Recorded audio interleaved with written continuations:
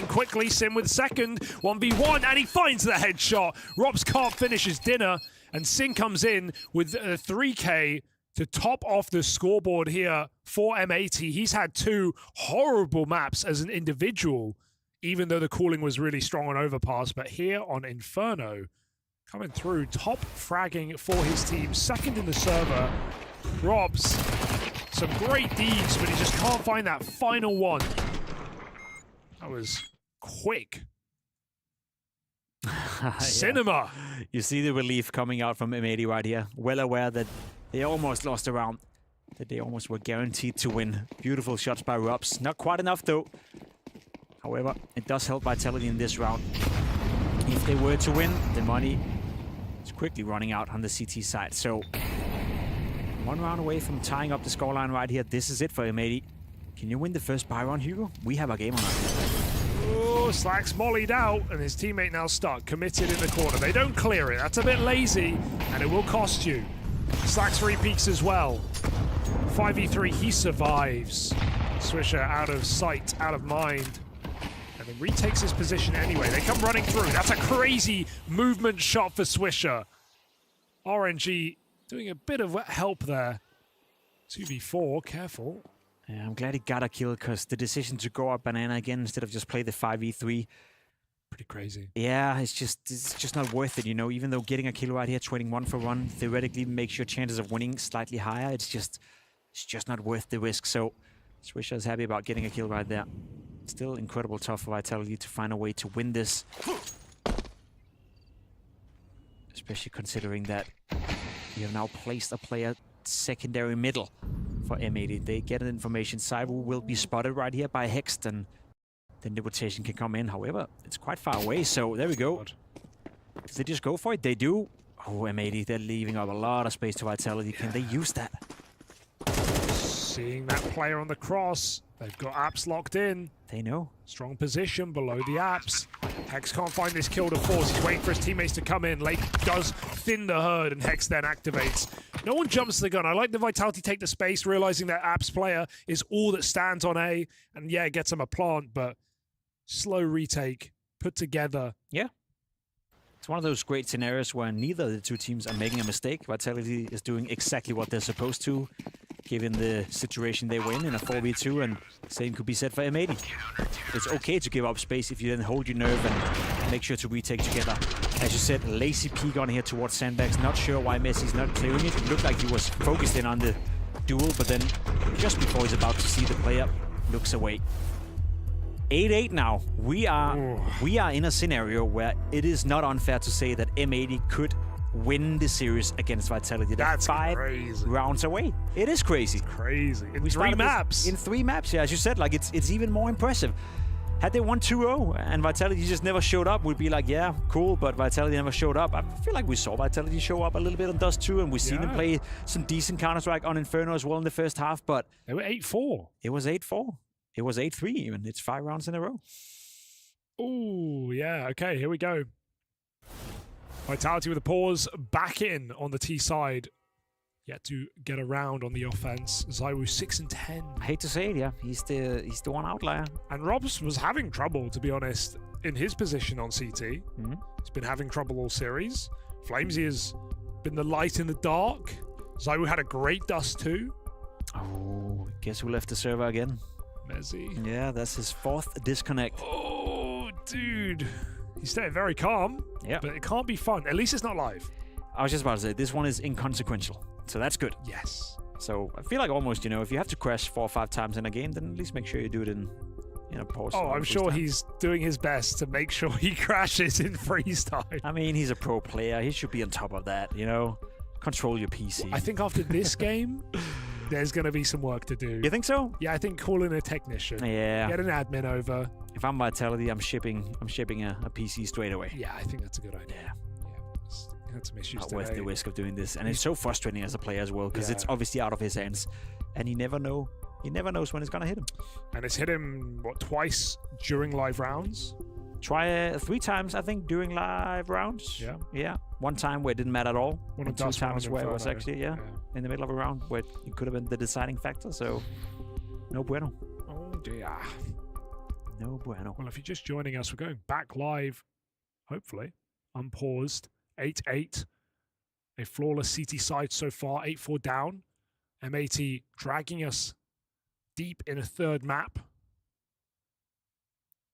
They're living their best life right now. They're Imagine being fun. M80. Yeah. Of course, you're so close. You're competitive in a game against Vitality, the best team in the world. But this is where the pressure really hits. True.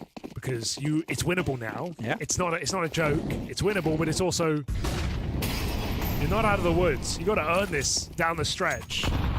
What has worked out for them so far on the CT side has been aggression. Banana aggression, we've seen that. Swisher maybe overextending a little bit. We've seen some pushes in towards secondary middle as well, so I hope we don't see that change. Oh, good grenade, but Vitality are all here, and I don't know if they realize that Vitality look ready to just walk into the bomb site. Yeah. What a crazy call. Messi on the lead, spots that player, info comes out, M80 know what they're up against. Can they stop it? Swisher forced off, it's Sin getting his first. Swisher goes through with one more. It's 2 for 2, but again, this is the B site we're talking about. It's not known to be retakeable. Grenade dodged for the most part, and more utility as a result of the early contact play. Robs is very far away. He is, and he has a smoke, which is not for good use at all. Robs have to pick up the pace a little bit, but I think he's got to find a good timing right here. The smoke in CT spawn is going to delay the retake enough for Robs to be part of the round. It's super slow, but they finally pop through that smoke. The time is disappearing. Robs gets that kill for the backline. Lake follows up. Smoke on the bomb. They both have kits. They can win this. The nade should reveal. Good cover for Lake. Can he follow up? Yes, he can. They stick the defuse in the face of defeat. M80 in a stressful 2v3 retake. Pick it up. That's a beautiful display coming in from M80 right here. Getting the kill on towards the backside. That opens up the round. Put down a smoke on the bomb. That's the right thing to do, and then you just gotta stick it. I give it up to Sin for the opening right here. Swisher as well. Lake, that kill right there. Sharp. That opens up the round, you know. Him dying to Messi, that makes it impossible for them to win it. Oh, the position. flash. The hexed flash on the bomb is what blinded that last player. That's why he didn't get killed. Because Lake looked at Banana. He looked the wrong way. It's a flash on the reveal. What a robbery. Lake hitting hard. What now, Vitality, right? You decide to buy here. Obviously, you should. You have a Galil in the mix. You have a limited amount of utility. This is pretty much it for Vitality. You have to make something happen in this round. I like the execution. I like the call. I like the idea. As I said, M80, the thing that's worked for you so far on the CT side is playing aggressive Counter-Strike. The first round, they don't contest for Banana. That's the first time Vitality and Apex caught it in. So the calling itself from Vitality and Apex was spot on right here. To not win the retake scenario for Vitality, that's the big issue. Ooh. Oh, they pre-smoked because they saw the molly come down, but it actually got extinguished anyway. So not only do Vitality waste a smoke, they block themselves. Yeah, I don't like this from M80. They're giving up too much space right now. If there's one thing that Apex is good at, that's working with space. Now, that doesn't mean they can't win the round, but it's a change in strategy, so to speak, and how they approach the game. Okay, re-clear a middle. Don't tick in the molly. Yeah, behind the molly, that's fine. Cleared it out, but they are approaching to mid now. Smoke on the long side comes down from Vitality. 30 seconds, Robs. He needs the entry here. He needs to play active. He is the first line with Flamesy, actually. It's going to be a horse kill. Yeah, 3 guys coming out here now. Jumping into the pit. Lake stops the first. The AWP bears down. Doesn't do the thing. Hex follows up. Good entries for ZywOo, but it's too late. Hex has done so much from this site. 2 kills before he's put down. And we've seen M80 win the retake before. Oh, the missed molly is a problem. Sin just going to go for it. Flash on the smoke. Buying a few seconds. Swisher getting closer. The nade breaks for Vitality. They need a kill. They need it now. Swishers come through with one more, but ZywOo saves them. 3 kills, the entry and the closers to get them in that A site. That was very scary for Vitality. They have to work hard for these rounds. They are earning them, though. They really have to work hard, but that's my exact issue with playing so passive. As much as I want to give credit to Hex for holding up to his own, getting a double kill right here, you just get into a scenario where when you're playing so passive, you give the opportunity to Vitality to trade out the frags, get the bomb down, and when you leave Robs and ZywOo in a 2v2, well, you're going to win more of those rounds than you're going to lose them. So, as I said, where they've found success on the CT side has been by contesting Banana, re-clearing middle, and actually throwing bodies into being proactive. We saw a round where they pushed down towards secondary middle as well, and ever since you said it, ever since you said that winning now is realistic, that's a potential outcome. Ever since they played wouldn't say scared, but they changed the terms of aggression. Oh, full burn for Swisher. The worry going back, though, Jacob, is Vitality win their first T-side round, and it comes down to a 1v1. If they lose now, their money's broke. End game, 10-9. So this one is even more important for Vitality. They do have the space. MAT have cut out in spawn. Lake running through the smoke, Apex-esque, but he is not aware that they are out on the long side. Down in the pit, the only player done. Save it. It's over.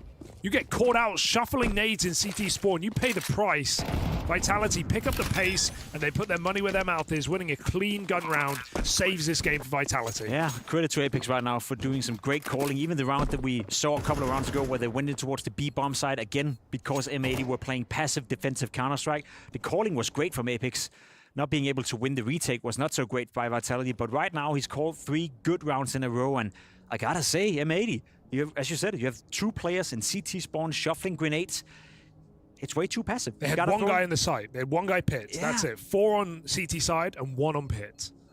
I would love to see a timeout now from M80. Yeah. Talk it through. Realize what I said 3 rounds ago. Our win condition is by disturbing Vitality. If we give Robs, Cyru, Apex too much space to make the right decisions and catch us off guard, we're going to lose the round. Odds are that you may lose anyway, but at least you lose by fighting. You lose on your own terms right now.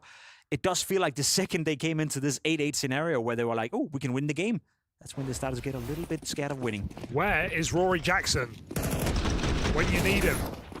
Where is the depth on this CT side? So what now? Another full buy coming in. 3 players towards Banana. That must call for aggression. Come on. Okay, will they meet Vitality there? Saiwu at the front of the pack. We've seen this setup before. Sin with a grenade, swish out by Sandbags. They want to fight for this. Yeah, they're going to get that fight. Vitality right here. Triple nade on the corner. How does Sin survive? Swisher won't last much longer, but good utility does do damage here to Vitality, and Sin hides inside of the smoke. Not for long. Checked out by Mezzi. Late committed. This is the round. Do or die in this position, but Vitality walk away. They're happy with their advantage. They know M80 are feeling the pressure. Vitality don't feel the need to force the next engagement. They take stock. They go back. Lake has a block. Good move, but if he rotates out here, did they hear that? That was pretty close. Yeah, maybe. Either way, they're waiting out the smoke, right? This round was going so well for M80 until Sin died on Banana. He could have fallen back, and then you would have had a 4v4 with Messi on 33, Flamesy on 46. Oh, now it's done. Yeah. Execute and full gamble for M80. Feeling like that's their best play.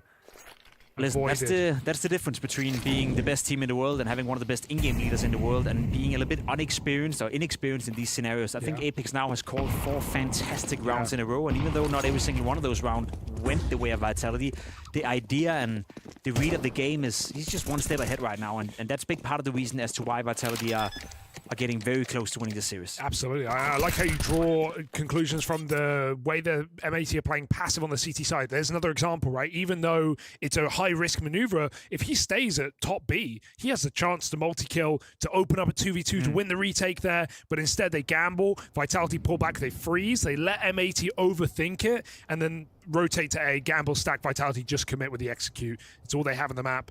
They win the round off of it. So 11-9, and what's that? 4 great cooled rounds in a row. It is. The one they lost was even a great call as well. It's just a post-spawn. Just a post-plan where the players themselves didn't make the right decisions, and it's always hard to tell whether or not a call is great or not, but when Apex is putting Vitality in winnable positions, he's done his job. Then it's up to the players to deliver. He put them in 3v2 post-spawn on B-site Inferno. Exactly. It's as good as you're going to get. At that point, you're not going to blame him. No.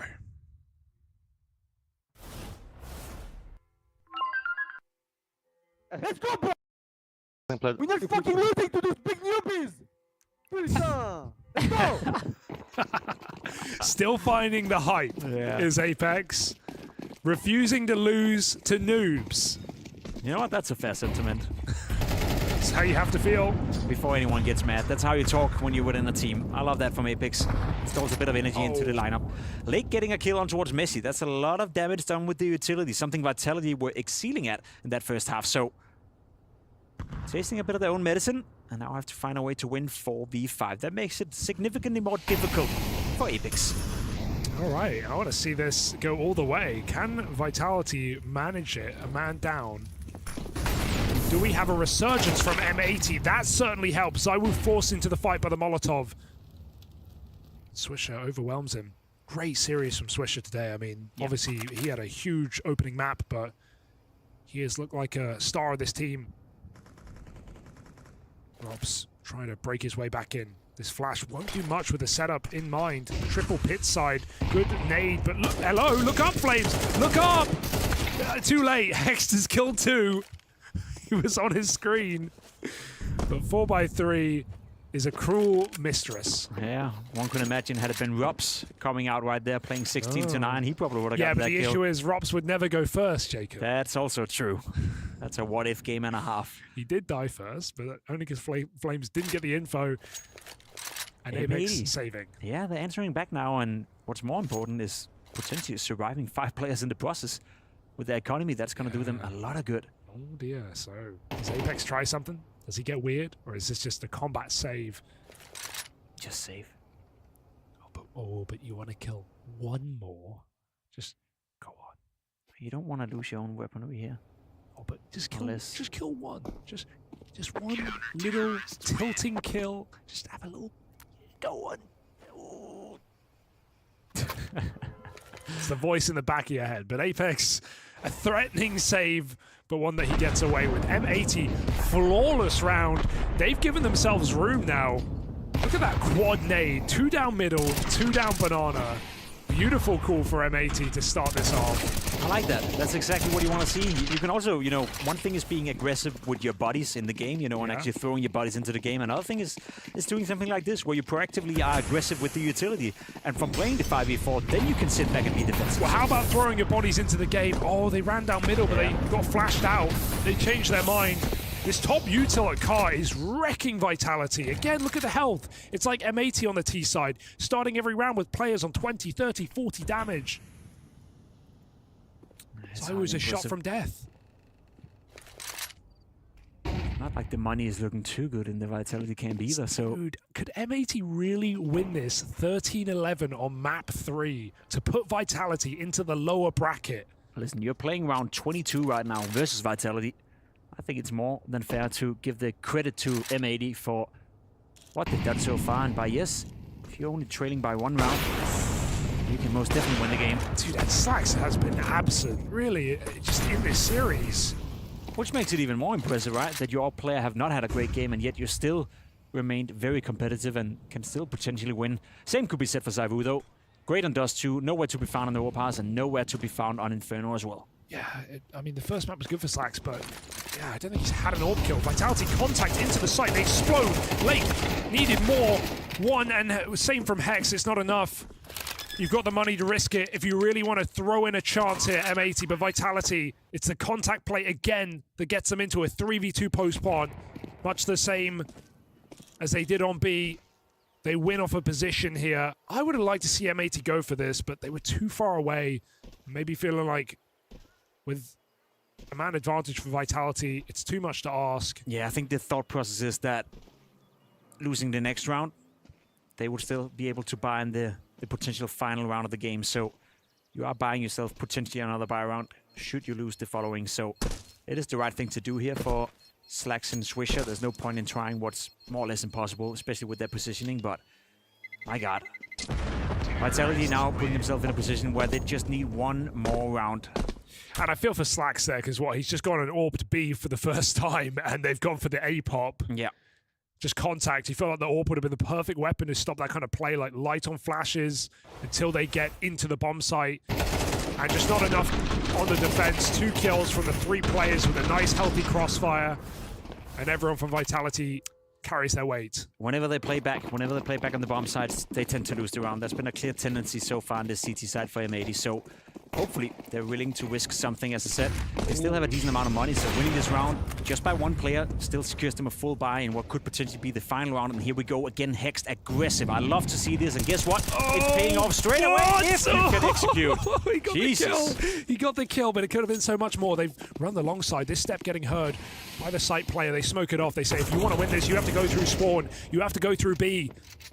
And so Vitality freeze.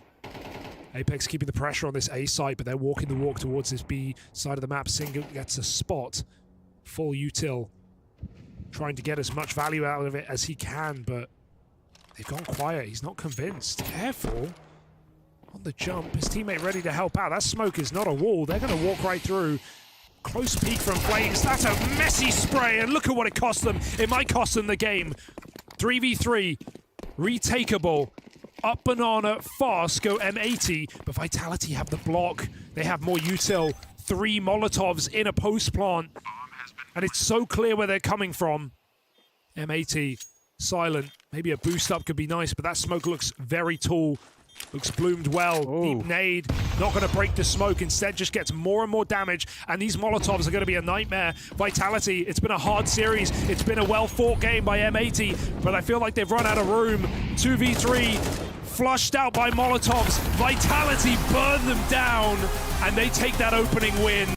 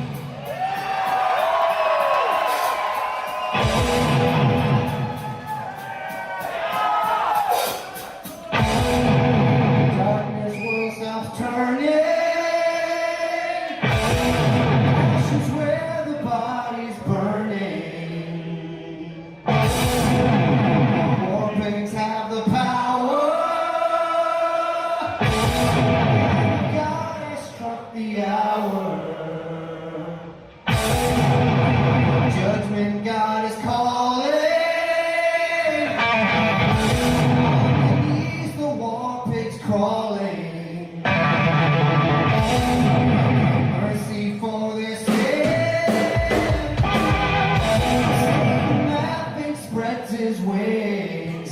Oh!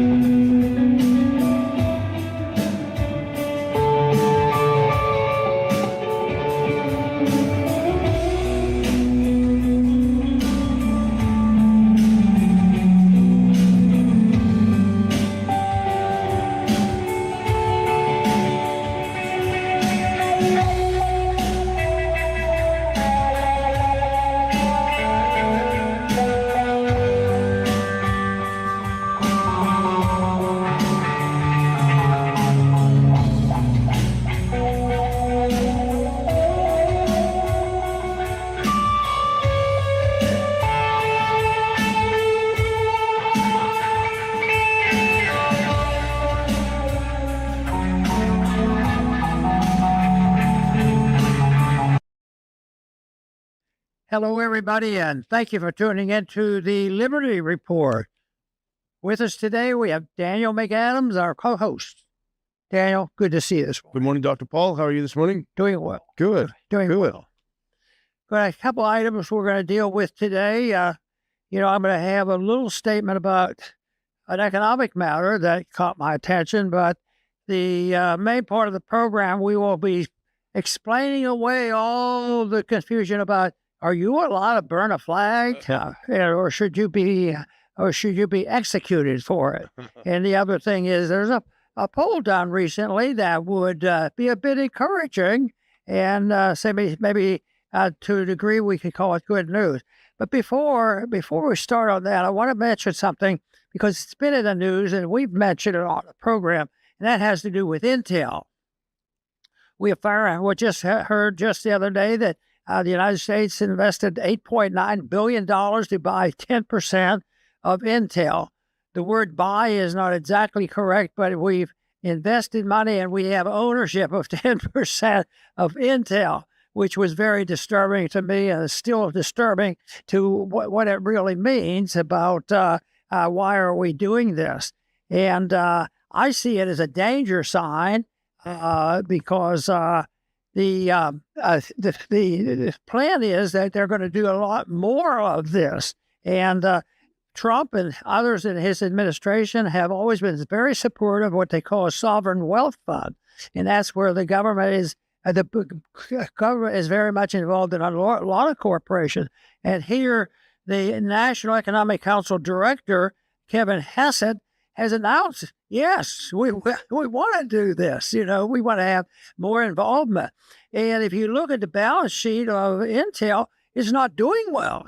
So I wonder if there could be any maneuvering there. Maybe this is the main thing is it's a sneaky way or pretending it's an honorable way to bail this country out.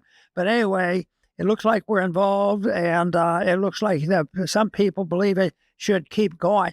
I see it, and I complain about it because I think it's a significant step between what I refer to and many others refer to as corporatism.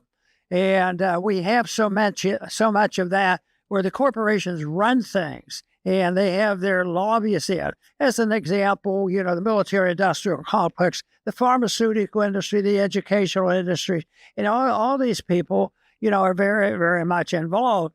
But it's not socialism. It's not communism. And some people say, well, maybe it's fascism. And it really isn't any of those. I think it's what we've been living with is corporatism, where the corporations take over. And so often the criticism of our policies today will be that look at what these people who believe in freedom, that Liberty group over there, they think in free markets. The whole thing is we haven't had that. We haven't had sound money. We don't follow the Constitution. All those problems that we have. So, but they keep saying, it's a terrible situation. But so the corporations are really running the show in many ways. And yet we do well compared to so many other countries. But that's changing because our dollar's getting weaker. Our foreign policy is losing credibility. And I think things like this, where there's an emphasis now on sovereign wealth funds, that they will be doing a lot more of this so-called pseudo-investment and ownership of the company. It's probably not accidental that Intel is having financial problems, and maybe that's what's really behind the scene. And I think what I see now is this is corporatism that has threatened us, and people are waking up, and people know about the pharmaceuticals. A lot of people know about the military-industrial complex, and there's a group now. When you have a closer relationship of actually ownership, I think you're treading on the doorstep of fascism, and that I think is very, very dangerous. And they're not. They're not sneaky about this. This is an open thing. They think it's a good idea, but if they believe in free market capitalism and freedom of choice, they wouldn't be endorsing corporations. They wouldn't endorse this corporatism either. So corporatism is a little sneakier. People don't really realize that they have so much power, but it's used against us who believe in free markets. They say, well, look, your free markets aren't working. Well, what's not working is corporatism and inflationism and a deeply flawed foreign policy. So all those things are coming together. So I want to just mention this, that they literally say that they would like to do more of this. And I think people should talk more about why did we put $8.9 billion behind a 10% position in Intel who's having financial trouble.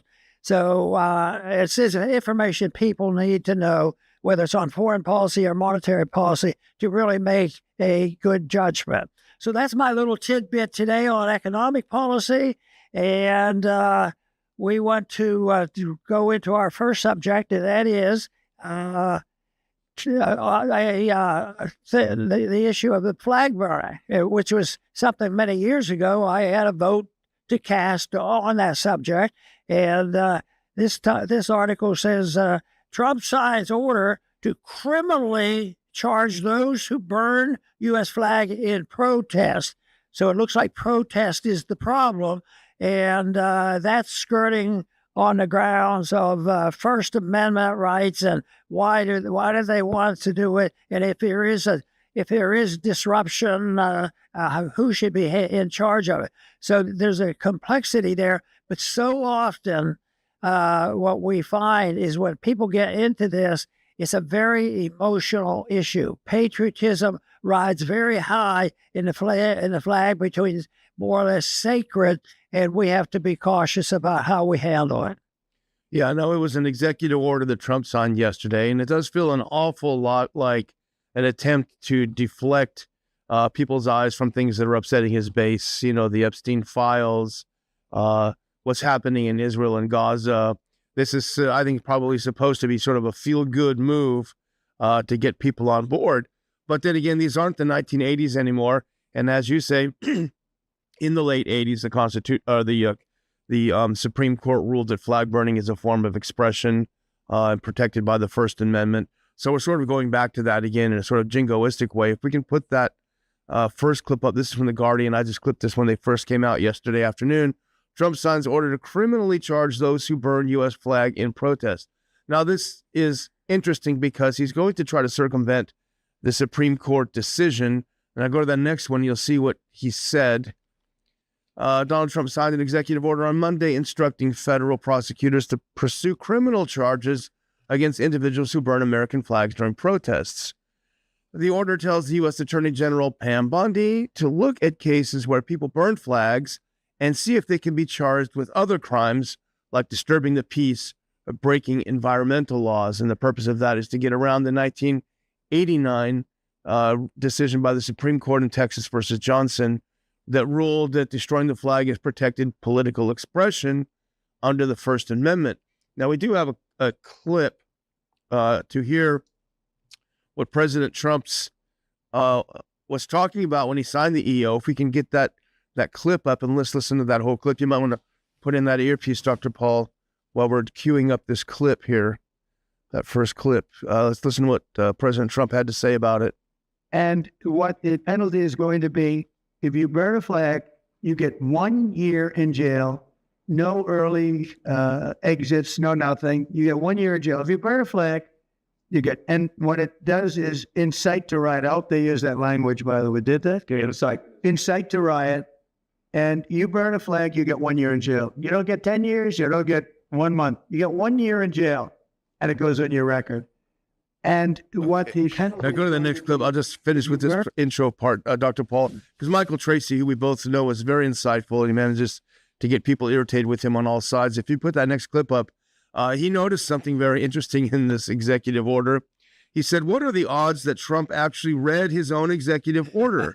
It doesn't impose 1 year in jail if you burn the flag. It makes flag burning a higher investigative priority to see if other crimes incidental to the flag burning can be charged.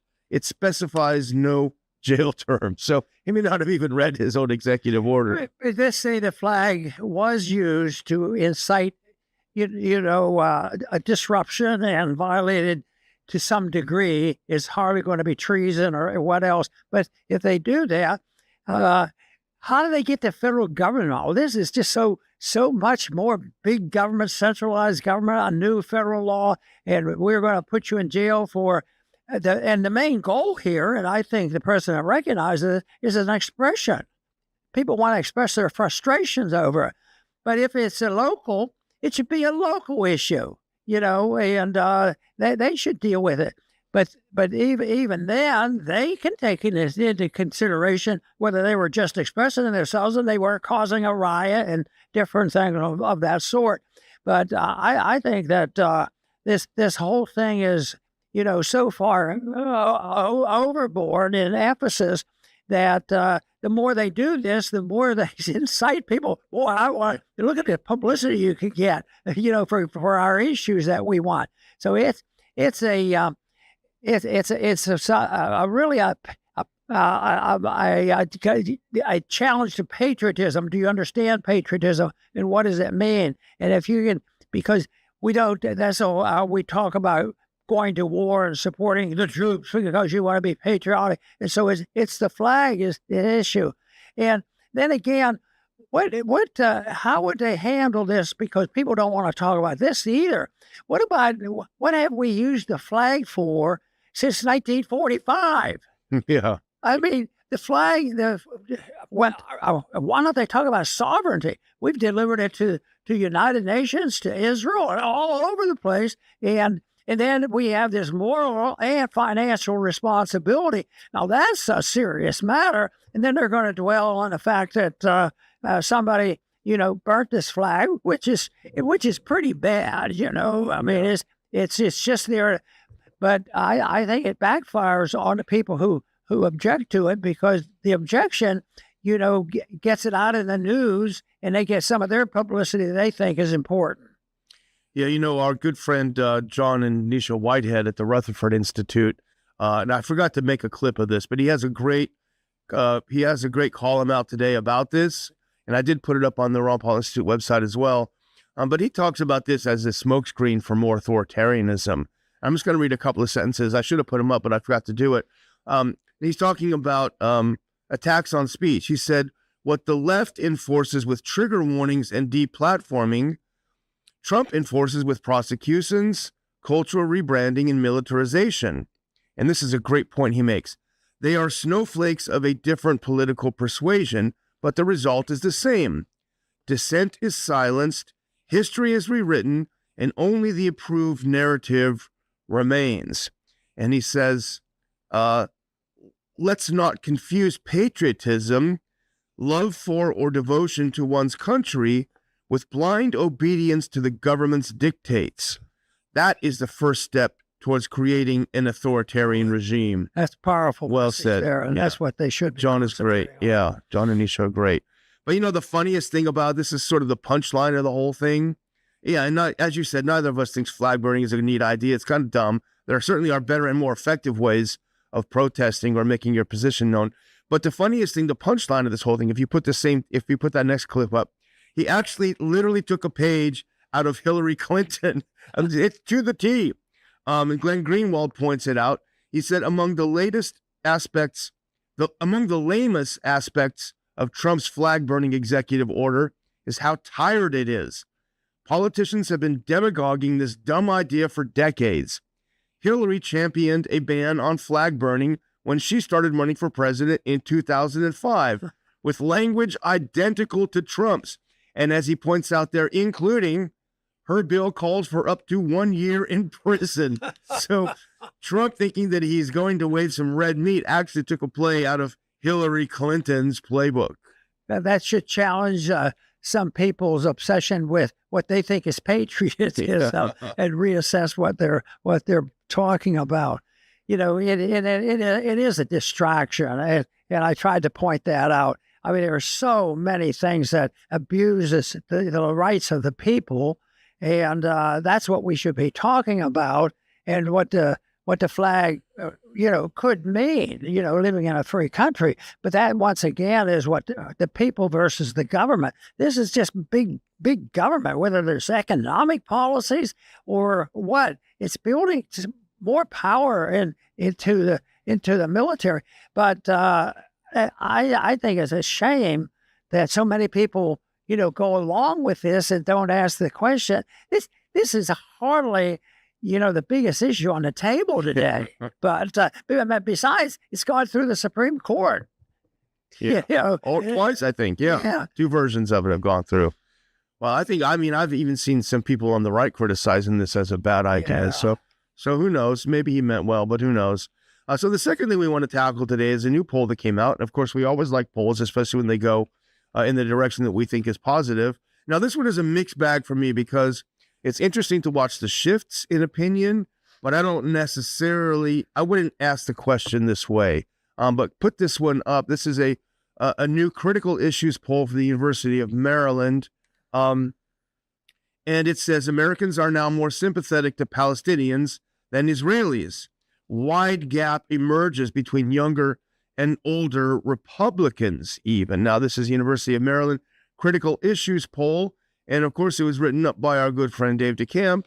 If you go to that next one in a way that is very digestible, thanks, Dave. A new University of Maryland Critical Issues Poll has found that Americans are more sympathetic to Palestinians than Israelis. And I highlighted this, a historic shift in U.S. public opinion that comes as the U.S. government continues to support Israel's genocidal war against the Palestinians of the Gaza Strip. The poll found that 28% of respondents sympathized more with Palestinians and 22% said they sympathized more with Israelis.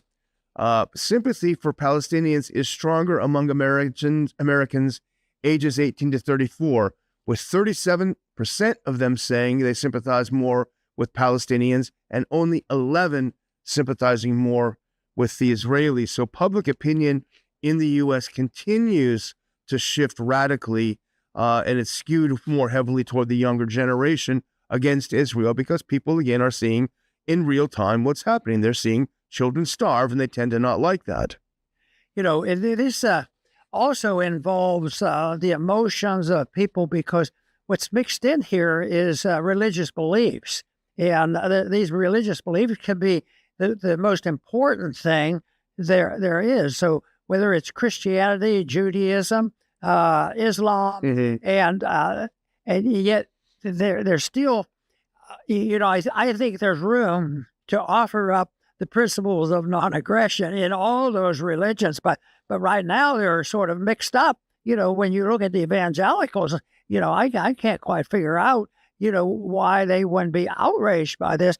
They'd have to say that all the news, which we believe is not controlled exactly by the libertarians, are expressing, a concern about what's going on over there. So there's conservatives and liberals, following the libertarians on this, how atrocious it is. And that I think is something that we have to recognize. But I think it's always can be solved by a principle of non-aggression that, and natural law. And, we don't have to sort out the minutia of all the different religion because there's more similarities. Maybe they're buried, but within most religions, that you're not supposed to kill people. I guess there's some religion, someplace just like, we'll chalk that up. You just killed somebody. Yeah. But it's not done that way.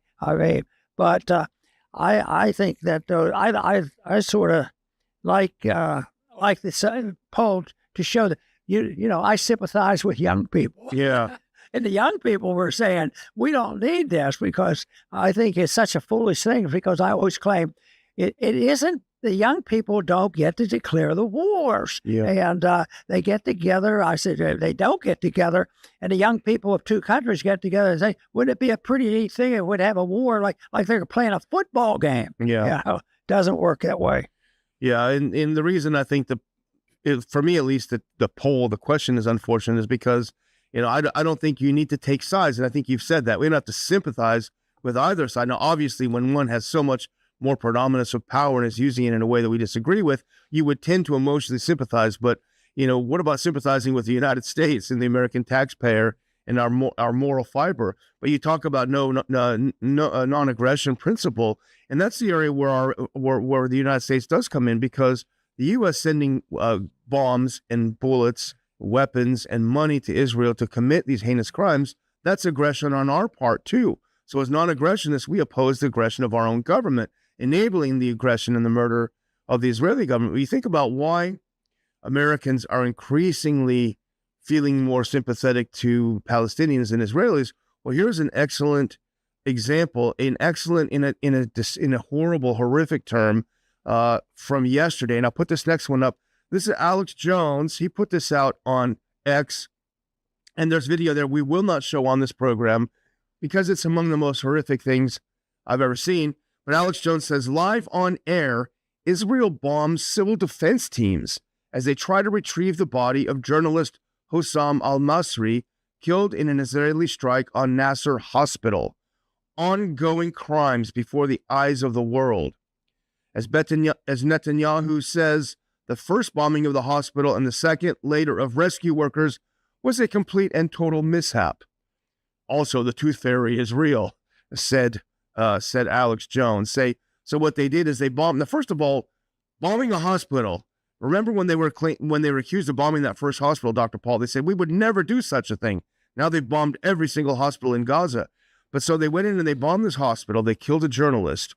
The medics and his journalist colleagues came to rescue those and to take the bodies away. And that's when, from close up, they fired a missile or an artillery round in, and you can see it easily. But go to the next one. This is, I think this is from the article in Anti-War. I could be mistaken. But 2 strikes hit Nasser Hospital in Khan Yunis in quick succession, medical officials said. In videos, journalists and rescue workers can be seen rushing to the scene of the first one before a massive explosion hits an exterior staircase where journalists are often stationed. In all, 20 people were killed, head of the Gaza Health Ministry reported. Netanyahu said it was a tragic mishap.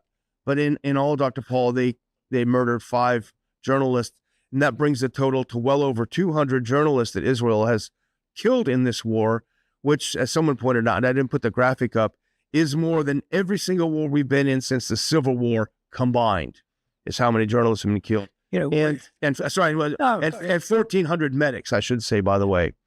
We talked a little bit about the different groups, religious groups and political groups coming together. And right now, I see groups coming together with a predominant view, and that's what is necessary to have a political change. It's not getting one person in Congress to say something, which we should always, work to bring coalitions together.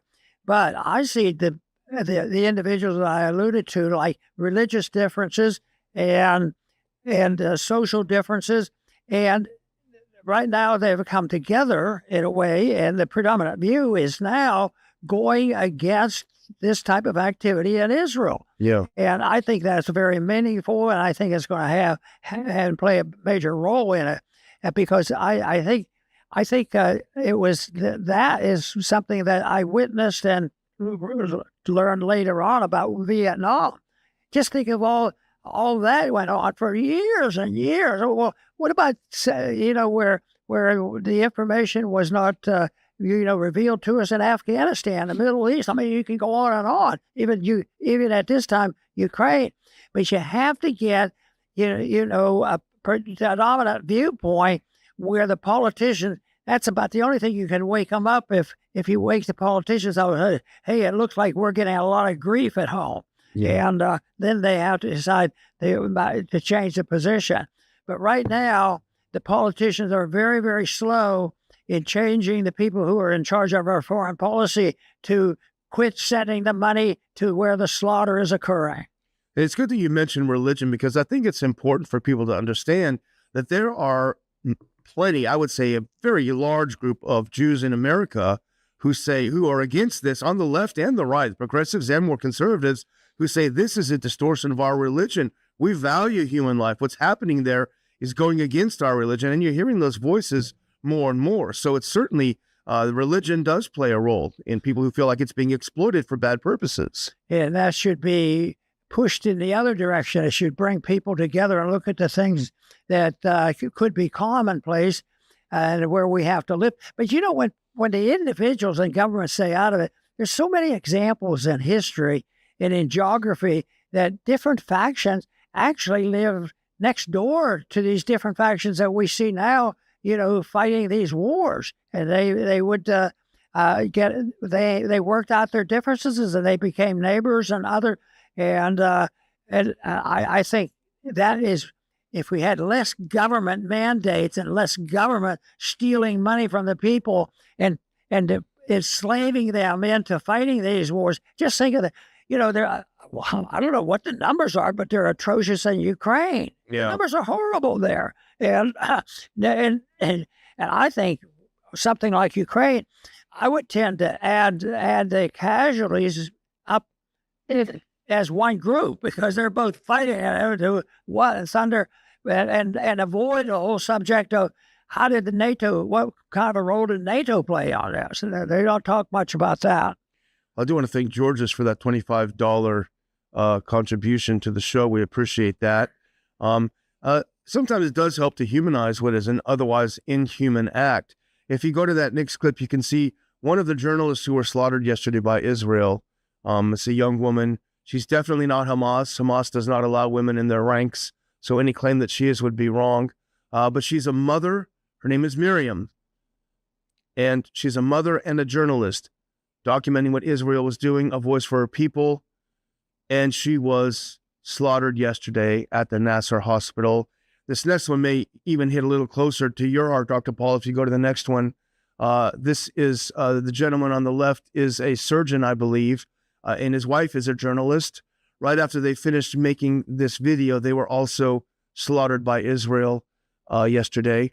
So these are real people, and they're doing real jobs in Gaza until their lives are ended prematurely with an Israeli, but you can't really say Israeli because these are American weapons that are killing these people.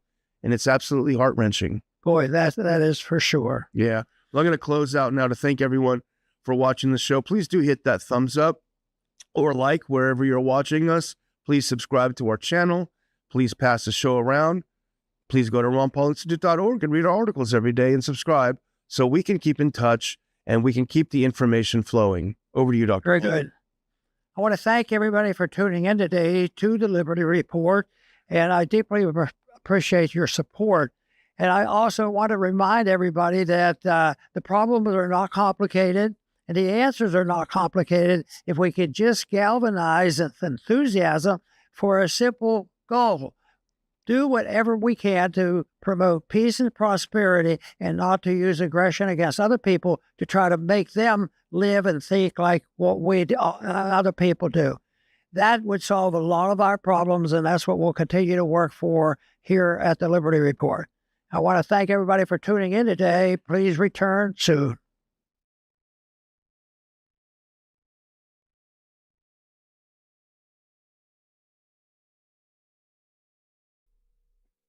Hey, you're listening to Unlimited Hangout. I'm your host, Whitney Webb. Today, since I'm back for the first time in a while now, maybe even months, sorry about that, I'm here to talk about my book, One Nation Under Blackmail, which, if you remember from my last episode, the reason I was not around was because I was working on that book, and now it is finished. Because of supply chain issues, it will be coming out towards the end of September, but it is due to hit that date. And there are some other issues related to publication and things like that that we can talk about towards the end and maybe answer some frequently asked questions about for people living outside the US, shipping charges. Will there be an ebook? Will there be an audiobook and things like that we can get into later on. Joining me today, so I don't have to talk into the void and I can actually talk to a real person, is Star, my amazing assistant, who also joined me on a podcast not that long ago when we were talking about Chile and neuro rights. I don't remember what number episode that was, but it was a good one. So I would encourage you to check it out if you didn't hear it before. So, hi Star, how's it going? Hello, I'm good. How about you? I'm very glad to be done with this long book. And Yes. long book it Yes. is. We can talk more about that later, but it's clocking in at a little over 800 pages, not counting citations. It is very long.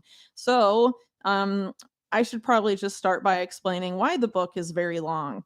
The book is very long because I set out to do something really complex, and it was very silly, perhaps, to take on such a big project in January 2020, 2 months before COVID, and I lost childcare for like 9 months.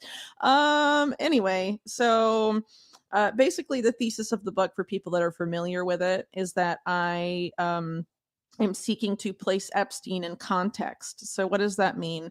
I'm trying to explain why Jeffrey Epstein was not an anomaly, because, I'm sure a lot of people are familiar with the mainstream narrative that, oh, Epstein was just this one bad, naughty billionaire, and look at all these bad things he has done, and it was just him, and oh, look, he was enabled by Ghislaine Maxwell, and now she's gone to prison, country club prison now, for this amount of time, and everything's fine, and don't worry about it, and the elite would never do such naughty things, and if they do naughty things, they get caught, just like Epstein did, or whatever.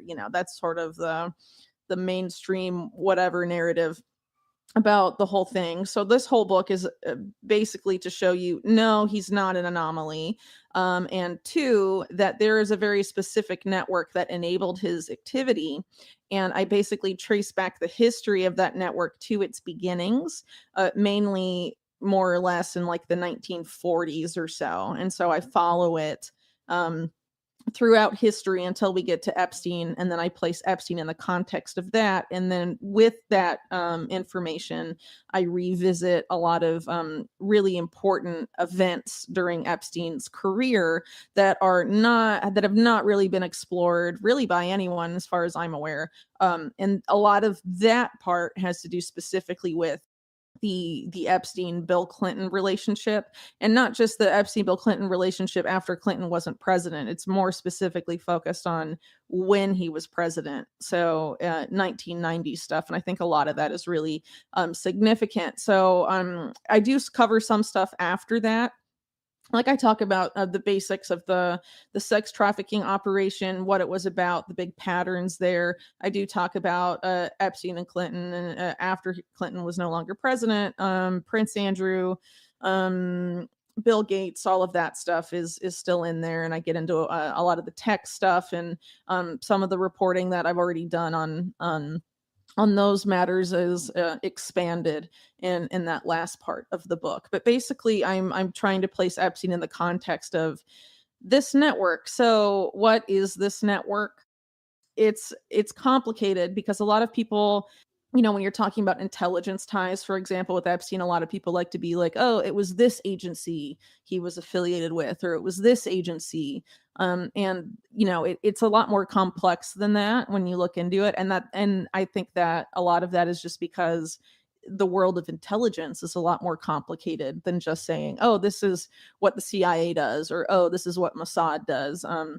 There's a lot of crisscrossing, and more often than not, the power structure, when you're writing about like actual power structures of consequence in the world, they tend to be transnational, and they aren't so siloed in a particular agency or particular group. They tend to sort of stretch out, and you can find them in a lot of different milieus. So people that are familiar, for example, with Danny Casolaro, who is the journalist who was basically suicided in the early 90s, writing about the Promise scandal, and some other stuff. He called basically this group the Octopus. And he focused on certain aspects of it. I try and give an even bigger overview of the group he was trying to write about. But essentially, it's really the same as the one that Epstein was situated in. And I obviously, there's a lot of specific details in the book, but the network itself that we're talking about here, more or less, is analogous in key ways to the group that popped up during Iran-Contra, that in the course of Iran-Contra hearings and the investigation and things like that was basically nicknamed the Enterprise. And that's basically what this is. It's a business. And that's why I think also so consistently, a lot of the focus on Epstein has been about his sex crimes, not about his financial crimes, and both are really significant. You know, I mean, one thing about Epstein, I think a lot of people are probably familiar about, is that he was involved with Steve Hoffenberg in the Towers financial Ponzi scheme, which was literally a Ponzi scheme of astronomical proportions. I think it actually is still the biggest Ponzi scheme in U.S. history, and Epstein is basically the guy that masterminded that. So, I mean, that's crazy in and of itself, right? And he was never held accountable for that. He was left off the hook for that.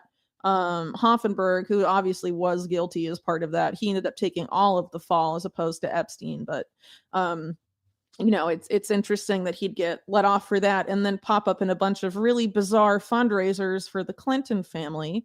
I don't know how much I want to get into that now, but we can get into that in a little bit. I'm just, you know, doing my what is the book about ramblings as an introductory thing. And I guess the best way to sort of explain what the enterprise is for people who are unfamiliar. There's a quote I'm going to be opening the book with that's from the testimony of a CIA guy who is an Iran-Contra whistleblower named Bruce Hemmings.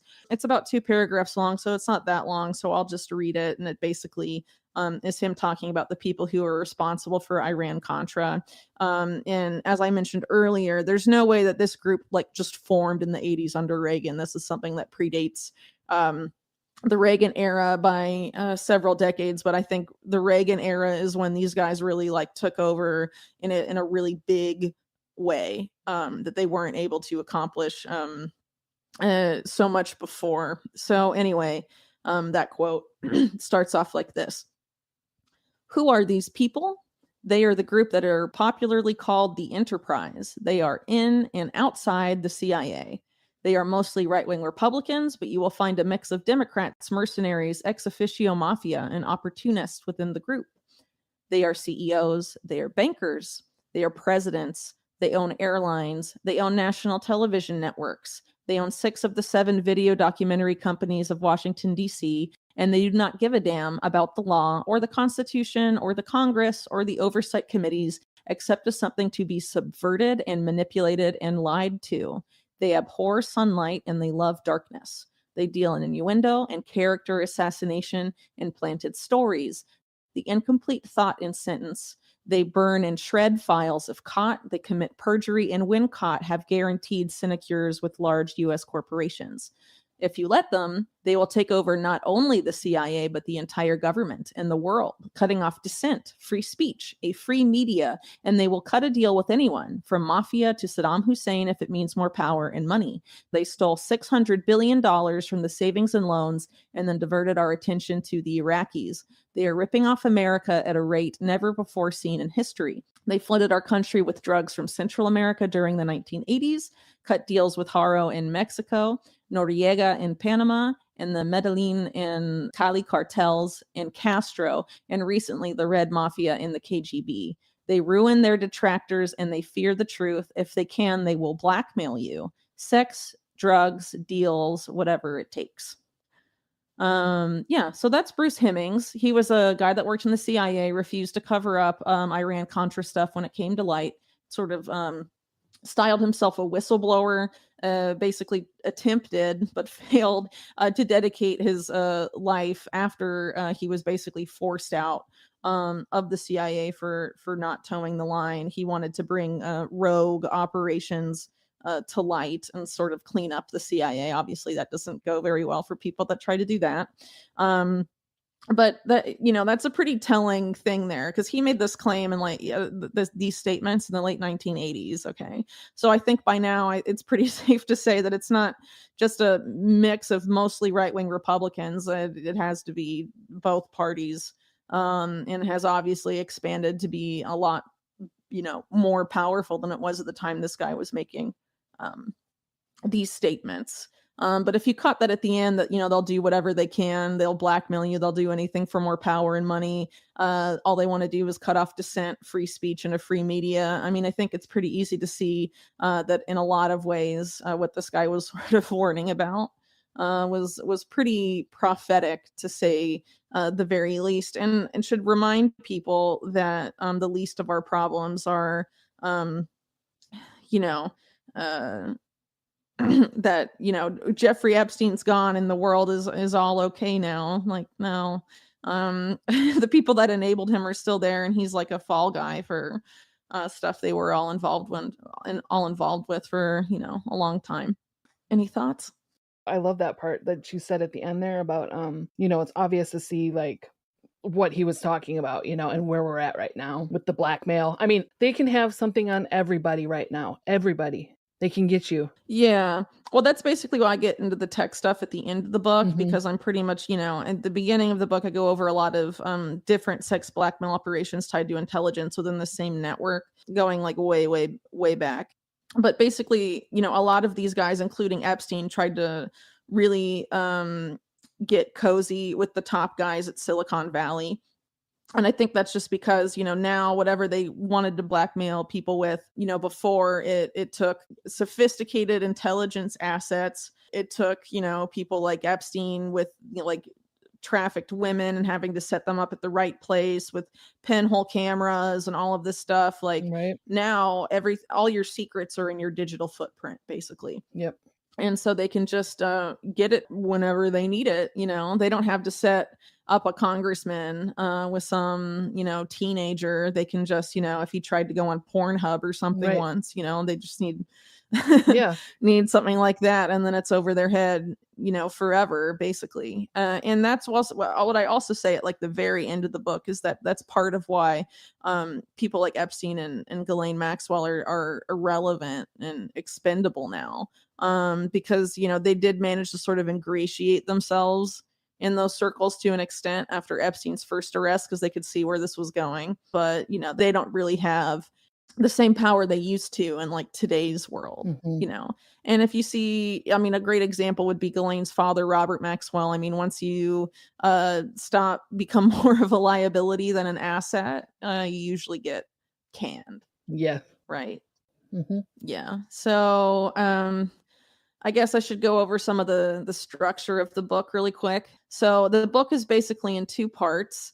More on that in a little bit.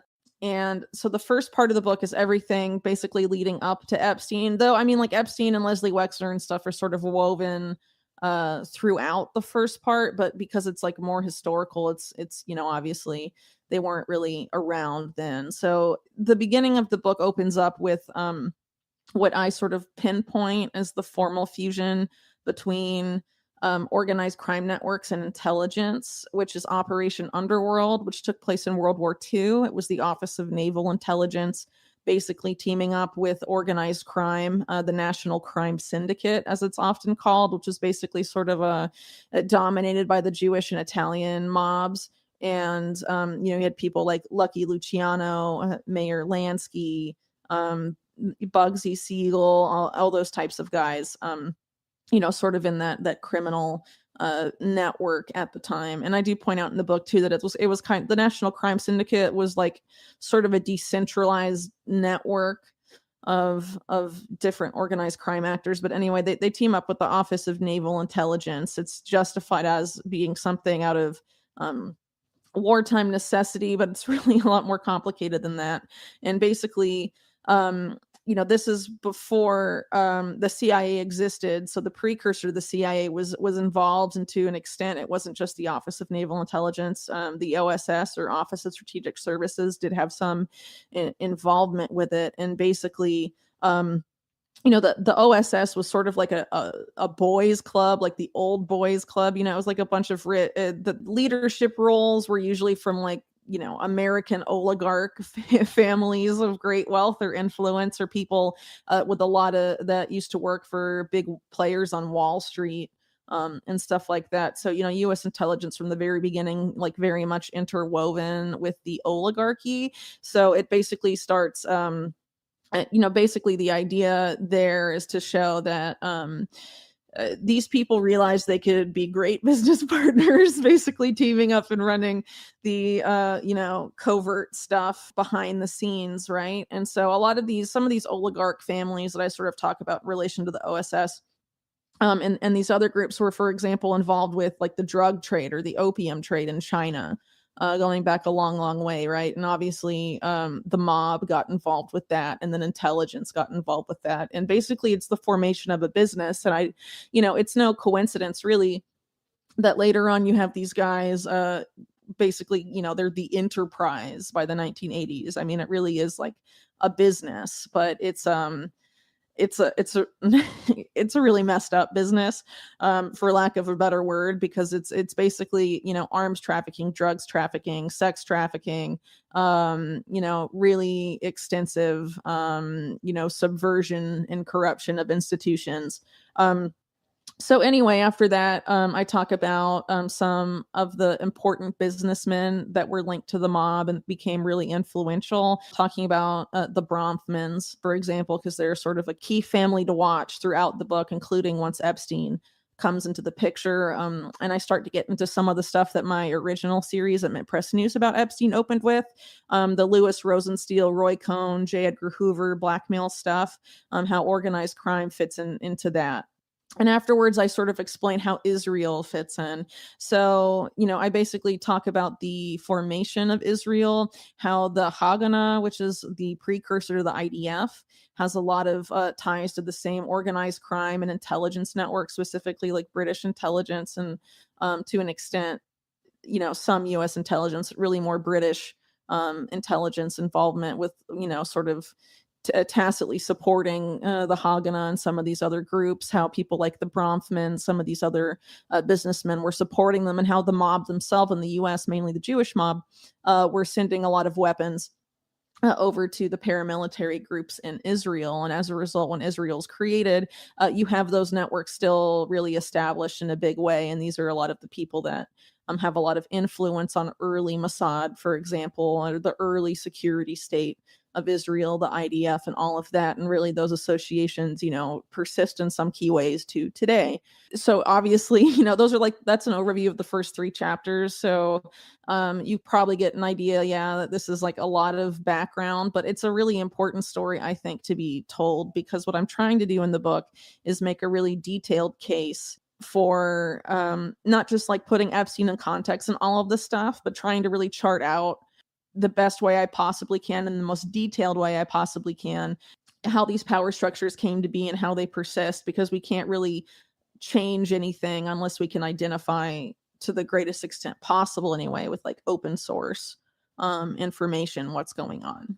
So after that, I get into, I go a little more in depth. Well, a lot more in depth. It's a pretty long chapter, into Roy Cohn, who is, because I think he's a really good vehicle for exploring a lot of these power structures.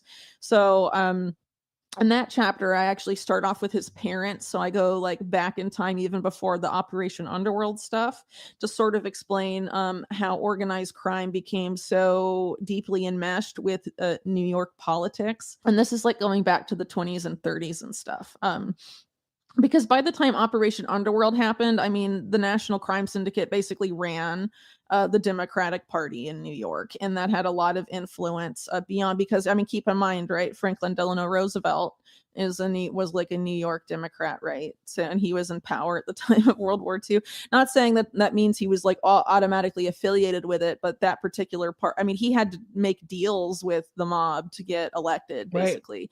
And I write about that in the book, and also explain that basically Roosevelt betrayed the mob, and that really pissed them off, and some other stuff, because he allowed like a probe into their activities to go forward, and he said he was going to quash it when he was trying to get like their support. But basically, you had to make deals with organized crime, and there's some people in that milieu who were, it was all, you sort of see this with Donald Trump, who's like Roy Cohn's protege, the art of the deal and all of this stuff. I mean, it's all about deal making deals behind closed doors. And Roy Cohn had this system that he called the favor bank. Everyone has an open account in the favor bank. You either get like pluses or minuses. And it's all basically, I mean, that's basically how this political system in New York was operating. And so basically the Democratic Party, the way the mob really got in was by taking over the unions. different types of unions. And that's really how Operation Underworld happened too, because they had basically taken control of the Longshoremen Union and the unions for dock workers. And so they were looking, the intelligence apparatus at the time during the war was looking for intel sources on the docks specifically to prevent like sabotage to ships. So that was like one example of a union they took over, but there were others as well. And then you have cases of basically politicians being like threatened with murder if they don't resign, and then like the mob backed guy goes into that position of power and blah, blah, blah, blah, blah. I mean, it's pretty easy to see where that ended up. Roy Cohn's favor bank system actually was in operation by a guy that he was really close to named Generoso Pope. Generoso Pope Jr. was like Roy Cohn's best friend growing up. And he actually went on to create, or what we know today is the National Enquirer, sort of took that over and made it what it is today, oddly enough. But anyway, his father basically had, I think, the biggest cement company in New York City and nationally. And I think a lot of people sort of know of that association between like the mob and cement companies and stuff. And that was really true here. Generoso Pope was very closely tied up with this guy named Frank Costello, who was a big time gangster, one of the biggest, mob figures of the era on the Italian end.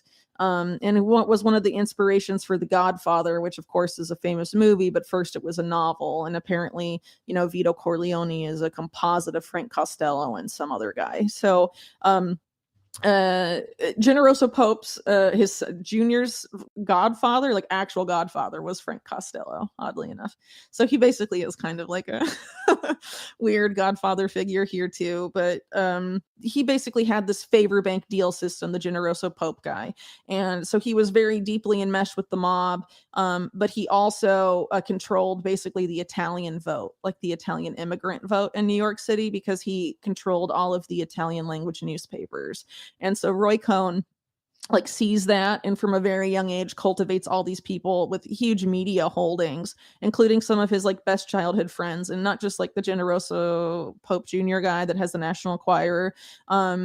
There, like Cy Newhouse was one of his best friends growing up, that owns the Condé Nast brand, and I think that's like Vanity Fair, GQ, the New Yorker, just like tons of stuff. And he was also in really close with the people that ran Hearst Publishing, which was really big at the time, and had like an insane amount of media connections that he wielded for political influence over time. But he, Roy Cohn is really a good example of someone that sort of stands in the middle of the world of like legitimate business and illegitimate business, meaning like organized crime and between this covert world and the world on the surface. And there's a lot of figures in the book that sort of straddle those worlds. But Roy Cohn is a really good example. And one of the reasons he's a good example is because you have like pretty direct connections to the people that Epstein would be around in the 1980s. I mean, Donald Trump is obviously one example. Another example is Adnan Khashoggi. At the same time that Jeffrey Epstein basically took on Adnan Khashoggi as a client in the early 80s, there's two other people that took on Khashoggi as clients that same time frame. One of them is Roy Cohn, and the other one is a guy named Robert Keith Gray, who I talk about in the chapter after Roy Cohn, who's a really key figure too. And he was involved in sex blackmail stuff. And so was his close associate, Edwin Wilson. And there's a lot of their stuff going on back in the sort of the behind the scenes of the Watergate scandal, which is like, I don't know, like the version of that you were taught in school is like so superficial compared to what was actually going on. So that took a while to unpack in the book. Sorry, I'm not sorry, because I think it's pretty important that people like figure it out. And also because like some of the big names from that like made their careers in Watergate, the journalist guys like Bob Woodward, it's important to know about what he was doing before he was a Watergate reporter, and why he's a pretty sus dude, and why the Watergate reporting he did was pretty limited hangouty. And there's a lot to be learned from that. Anyway, so after that, I go into the name of the next chapter after the Watergate stuff is called The Private CIA. And it's sort of about how this Edwin Wilson guy, who was a sex blackmailer for the CIA, involved with Robert Keith Gray, and a lot of these other guys. This guy named Ted Shackley, he was a big time CIA guy, involved with drug running, wet works operations, which are like assassination squads and stuff. He used to run the CIA station in Miami to train Cuban exiles and stuff. Really sus guy. His CIA nickname is like the Blonde Ghost. He basically, during the Carter era, Carter sort of tried to do not exactly what JFK had promised to do. I think a lot of people probably know by now that John F. Kennedy, before he got shot in the head, was like, I'm going to break the CIA into 1,000 pieces and scatter it into the winds and like totally pulverize it and destroy it. Well, big mistake there, John. Anyway, so Carter sort of tried to do that to an extent, but not really with the same motivation and not the same way. But he did try and change it, which means a lot of people from sort of like the old hands of the agency and that went back to the OSS and stuff, like did not like the changes he was trying to make. He put some guy with a military background in charge of the CIA instead of one of the guys from the old boys club and whatever, and tried to sort of bring some of the rogue covert stuff to heel. And they obviously didn't like that. And so a lot of stuff were put in motion to like totally screw over Carter. Not that he was a good president.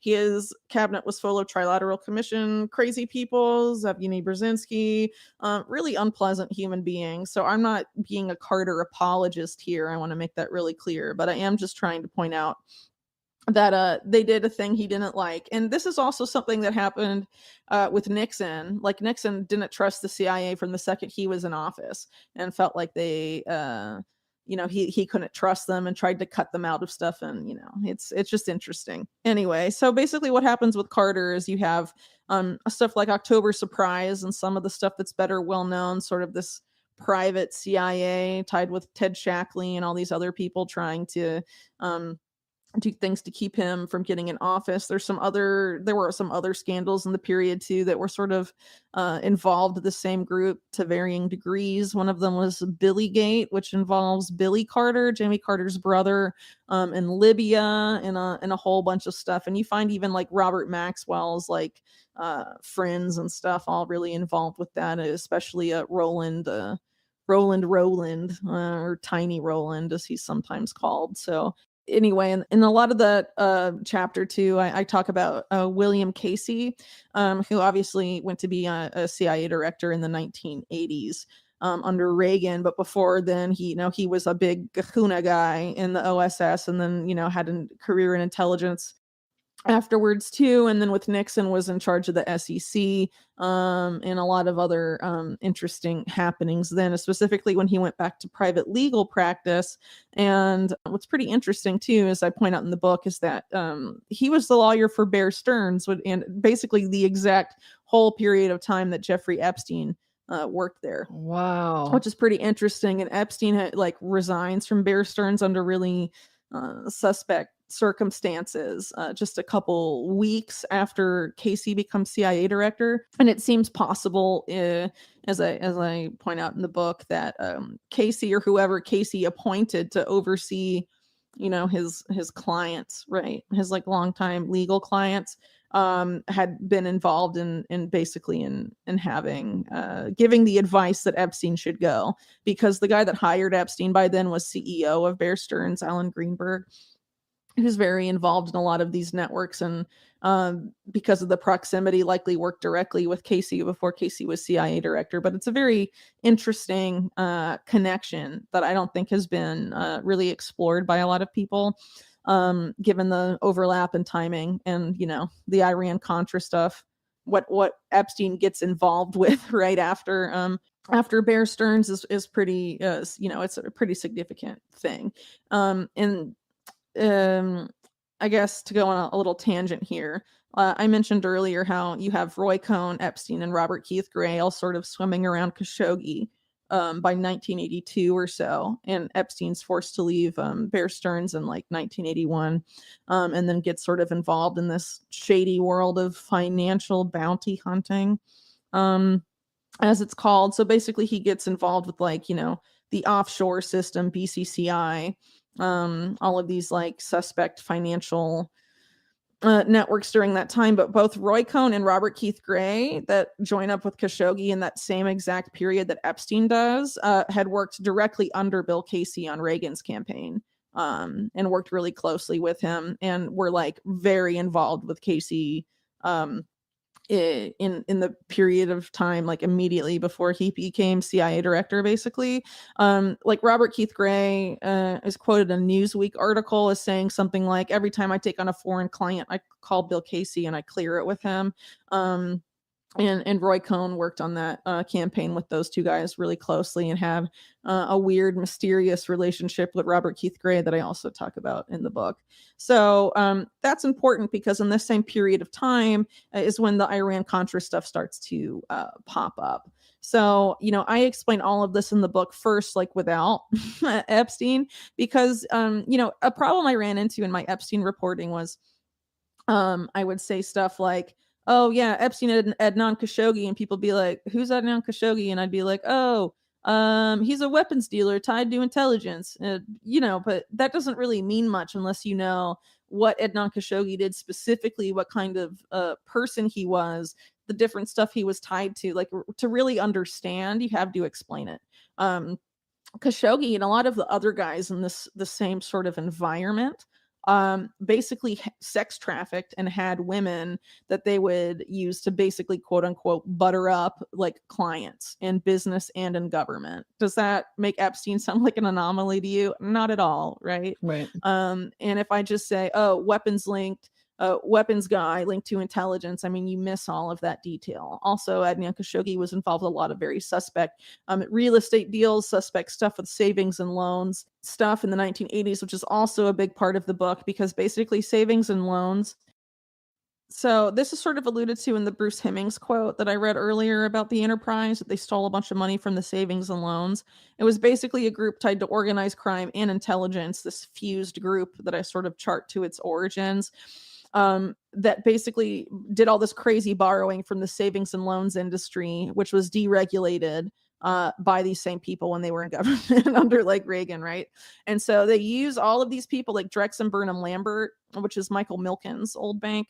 A lot of these corporate raiders in the US, and also, took all this money from the savings and loan industry and basically used it to take control of corporate America, like completely. It's really crazy. I don't go into too much detail about that. If you're interested in learning the ins and outs of all of that, Pete Bruton is the guy to look up. He's written about it pretty extensively. But anyway, these guys, aren't just doing they're taking all this money out, and it's not just being used for these guys to take over corporate America. It's being used also to fund covert operations. And there's a lot of involvement with this at BCCI as well, which is the Bank of Credit and Commerce International, basically set up between the involvement of Pakistani intelligence and U.S. intelligence, with a lot of Saudi intelligence in the mix too, and you have Israeli intelligence there as well. Lots of intelligence people used for money laundering on a massive scale, used by organized crime, also involved in sex trafficking on a massive scale, specifically to service the royal family of the United Arab Emirates, and apparently the Saudi royal family as well. And yes, this involves minors, just like Jeffrey Epstein. And that, again, this is why the history is really important, because this is not just something Epstein was doing. I mean, that's just totally false. To make this like an Epstein exclusive type of operation. It's not at all. So I go sort of into the details of Iran-Contra, BCCI, and the enterprise in this chapter, and there's a lot to explore there, obviously. And I mean, people have written whole books about this stuff. People have written whole books about BCCI. So I'm trying to give like a detailed overview for people that have never heard of this before, but also have it be detailed and interesting enough to people that do know about it find something new, right? So it got a little long. I'm sorry.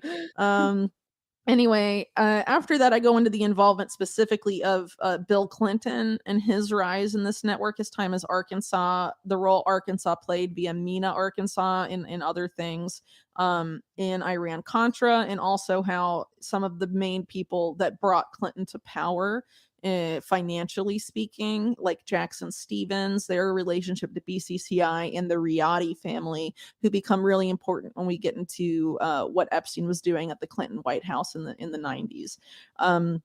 So after that, I go into Robert Maxwell, Ghislaine Maxwell's father, also very involved in Iran-Contra arms stuff to various degrees, but mainly, his importance in the book is a lot of it has to do with the tech stuff, like the Promise software, which is a really critical part of the story, because that's where you see a lot of the direct ties to, like, between this network, the quote unquote enterprise, and Leslie Wexner, for example, Jeffrey Epstein. They also, you see that connection between those guys and Robert Maxwell in the Promise era, which was going, was a parallel operation to Iran-Contra, really. It started sort of in 1982 and was well underway by 1985, which is the year Robert Maxwell sold the software to U.S. laboratories involved with nuclear weapons research. But it, obviously continued in the years afterwards. And Promise is really important for a lot of reasons, because it gets into the whole thing we touched on a little bit ago about the, the future of blackmail, moving into electronic blackmail in Silicon Valley and all of that stuff.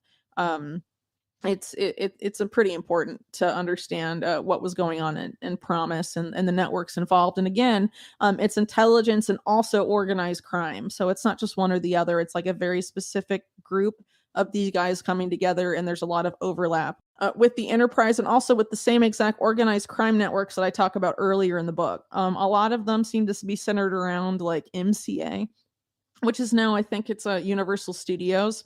But the people that used to own that or run it basically were the Wassermans, Lou Wasserman, and I think Jewel Stein is the other guy that was behind it. And they were very obviously tied to organized crime. MCA people play a major role in the Promise scandal, and also in the rise of Robert Reagan. And also the Wassermans were involved with Jimmy Carter, helped get him into power, helped fund Clinton's reelection campaign, I think initial campaign for president as well. So back several presidents that, are all awful and corrupt.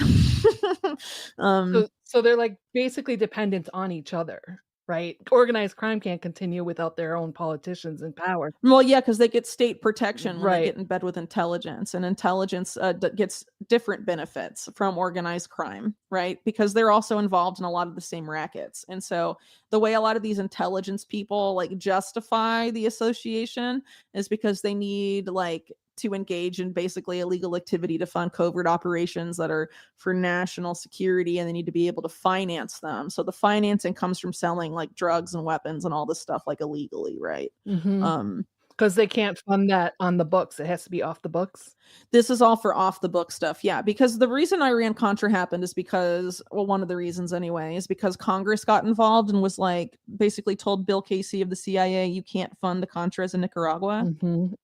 And he was like, oh, well, I'm going to keep doing it, but I just have to find a way where I don't actually like, do it in a way where Congress will find out. So we're still going to do it, and we're going to do it covertly. And, and they financed it not by taking money, getting Congress to pass the money, but by selling drugs, in the US, basically, which is a lot of what, Gary Webb's reporting, Dark Alliance and all of that was uncovering in terms of like the drug aspect. But a lot of that was for covert operations. And there's a lot of, really crazy stuff. And to really explain it fully, it had to be long because it's really complicated when you're trying to show basically 100 years of this stuff going on.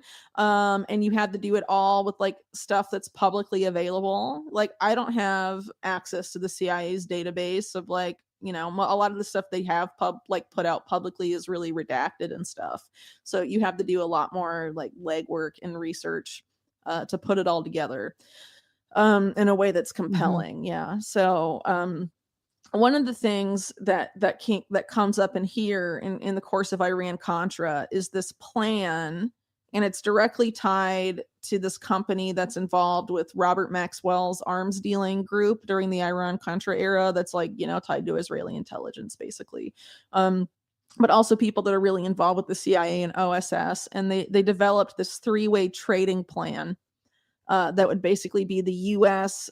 Giving military stuff, high technology, military technology to Israel.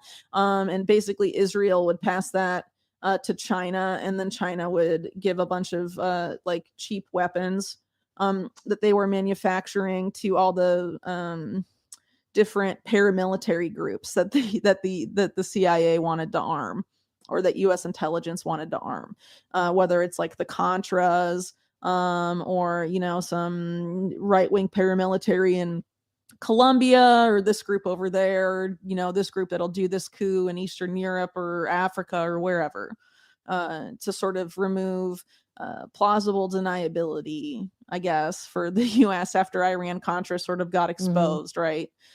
Because Iran-Contra was basically done by U.S. and Israeli intelligence working together and doing all this illegal shit. And obviously there were people involved with organized crime in that because of the drug movement and the illegal arms sales, the violating the embargoes and all of that. I mean, obviously illegal activity was involved to a significant degree. And there was a lot of money laundering, and I think that's where Epstein ends up fitting into this, because he basically said, not only do I find money that was looted for powerful people, I also hide money for powerful people. So obviously, to find money that's hidden away and looted, you have to know exactly where looted money goes and what institutions it's in, and be able to wiggle your way around in those systems. So I think it's pretty clear what sort of environments Epstein made his name in, and it wasn't sex trafficking. It was financial crimes, 100%. So basically part 1 of the book ends with chapter 10, which is sort of I revisit Roy Cohn in the Reagan era. I talk about a lot of stuff that went on in the Reagan era aside from Iran-Contra and Promise, sort of lesser known scandals. Almost pretty much all of them involve sex trafficking to some degree. So there you get the Franklin scandal, Craig Spence, people like that, and also Covenant House, and Americares. It's a lot of overlap, but obviously expanded from the second part of my original Mint Press news series. So what's pretty interesting in there, and I'm not going to give too many details because I'd really like for people to read the book. I worked very hard on it. But the main airline that Larry King used in the Franklin scandal was totally insane. I mean, they basically were involved in one of the biggest bankruptcies in U.S. history, Penn Central.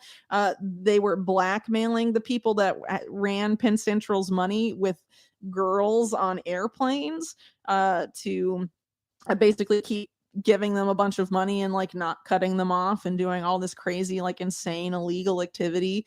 I mean, this is basically like the Lolita Express, but like way before. And it's like linked to a company that like involved the pilot that dropped one of the bombs on Hiroshima and stuff. Like it's involved with the same airport Epstein and Wexner get involved with later with their CIA linked airlines. It's very crazy. Anyway, so this is the main airline that Larry King used to shuttle kids around as part of the Franklin scandal, sex trafficking horrors. Because, writing about the Epstein scandal is horrible and what Epstein did to girls and stuff. There is a chapter about all that stuff. Not just, all these intelligence things. It's awful, but I literally like cannot handle the Franklin scandal sometimes because it's like even worse. If you ever want to go in that world, the best book on it is by Nick Bryant, but it's very hard to stomach some of the stuff that happened to kids as part of that. So that basically is where the book ends, because this first part of the book ends. I tie in that airline to the Limited, because Wexner's Limited at a very specific year when they were courting CIA airlines. Epstein was already involved with Wexner. They were trying to bring them to this particular Ohio airport. They start hiring pilots from the airline that Larry King used, which is pretty crazy. And so one of them is in charge of all of the Limited flights even to now. I thought that was really interesting. So anyway, after that I get into Epstein. So it chapters 1 to 10 or about, you know, this network, the history of this network. And then 11 to 21 is all about Epstein and Wexner and the Maxwells and everything else that's going on. So, you know, chapter 11 is basically Epstein's early life through Bear Stearns. Basically an overview of all the intelligence stuff during this period. It basically go through 1987 in that chapter. The next chapter is about Epstein and real estate. For people that are really familiar with my Epstein work, they'll know that I sort of was able to obtain a bunch of scrubbed reports back when I still worked for Mint Press News about Epstein. By basically searching for Jeffrey Epstein property developer, because he used to refer to himself all the time in the media as property developer, as a real estate guy. And he only really started being like advisor to billionaires, financial advisor, blah, blah, blah, in the late 90s, early 2000s. Before then, I mean, it was property developer every time. So he had a lot of involvement with real estate, and that makes sense, right? Because one of his close associates during this time is Donald Trump, who is a New York real estate guy. Yeah. But there's this other family that's very, very important and involved with Epstein's real estate activities called the Galettas family. And Epstein during this period basically was sharing offices with the Galettas. At the Villard houses in New York, and he was basically set up at that location by Steve Hoffenberg when he was working for him and developing this like insanely large Ponzi scheme at Towers Financial. And the Galettas people have a lot of very telling overlap with the people that did the Promise software scandal. With, you know, the key link, I guess you could say, being their lawyer, Alan Tesler, who I think is now like chairman emeritus of the Hudson Institute. What a fun guy. But he, one of the main architects of the Promise software scandal was a guy named Earl Bryan. And so you have Earl Bryan and Alan Tesler being very involved in each other's affairs.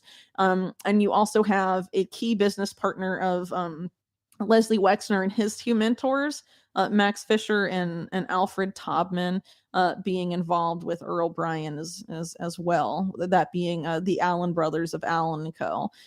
So there's a lot of you know very disturbing and compelling overlaps between these groups through the years. Anyway, in that real estate chapter, I get into Mark Epstein, Jeffrey Epstein's brother, to an extent.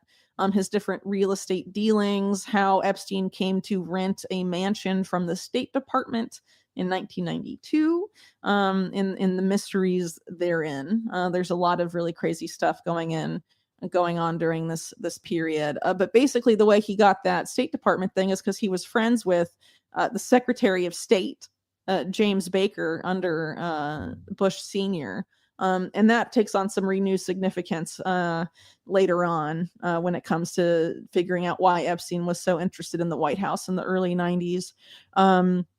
Anyway, so after that real estate stuff, I get into Leslie Wexner, who Wexner from his beginnings, you know, an overview of his business career, who his mentors are, who sort of have shaped his opinions and business style and whatever over the years.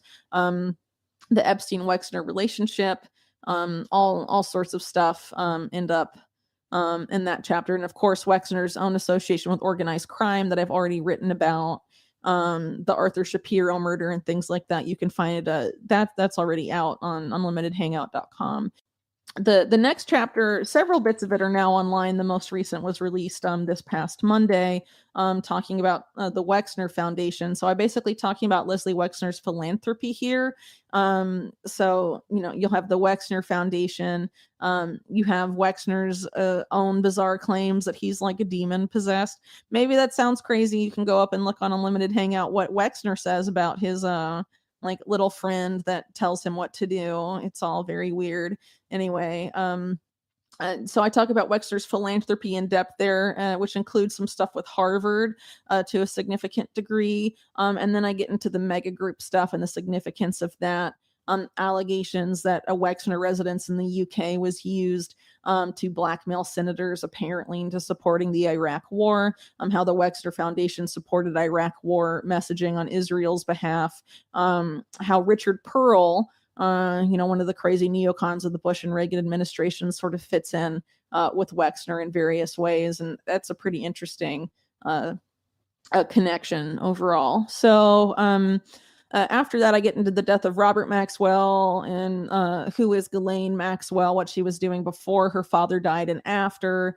She actually came to the United States several months before Robert Maxwell died and was apparently doing various things at his behest. And it seems like a lot of, some of it anyway, was derailed once he died. And she sort of started working more closely with Epstein, obviously, but I think she was, based on what I sort of lay out in the book, it looks like her father was trying to get her to marry a really influential person with a lot of clout in the Democratic Party, specifically a Kennedy, but I think he would have really settled for anyone of influence, and was looking to influence the Democratic Party, specifically Robert Maxwell. I mean, and then when he dies, she teams up with Epstein, and they end up targeting mostly Democratic lawmakers, right? So I think it's sort of a divergence from the original plan, but it's related what they end up doing with sex trafficking and stuff.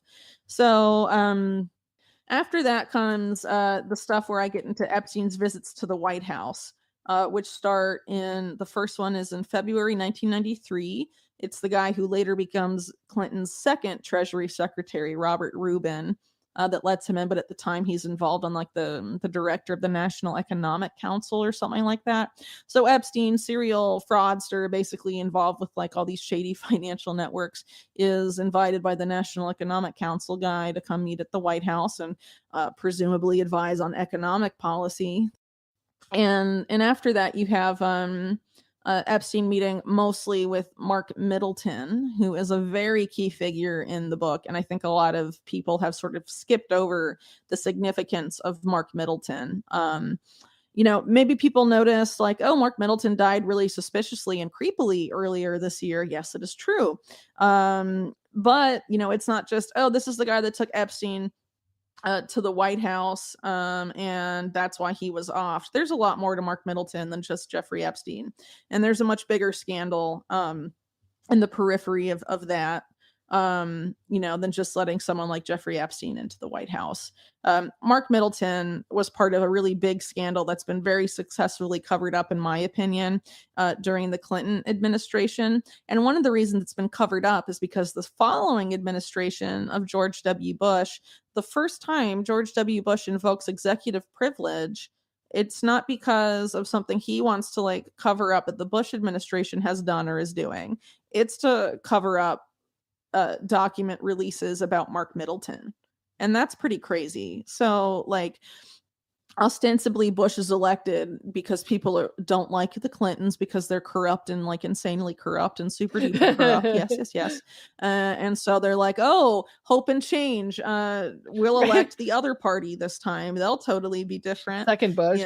Yeah. Right. And so Bush gets in, who's supposed to be, I'm going to be different than Clinton, and then covers up Mark Middleton, basically. And I mean, that's crazy. I mean, he blocks the release of all the stuff to Congress, essentially. So George W. Bush steps in to cover up what Mark Middleton was doing in the mid-1990s. And Epstein is meeting with Mark Middleton in the mid-1990s. And so are some other pretty significant people.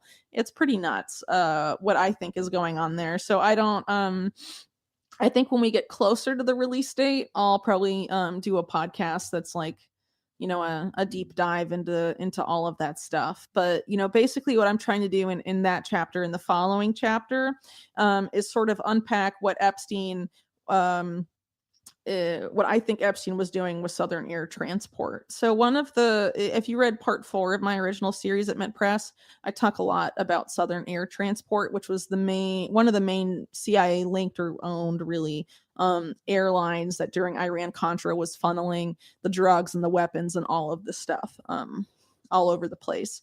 And so in the mid-1990s, well, really between 93 and 95, Wexner's The Limited, with the involvement of Epstein, starts courting all these different airlines to Columbus, Ohio. Southern Air Transport is just one of the CIA linked airlines that they're trying to court.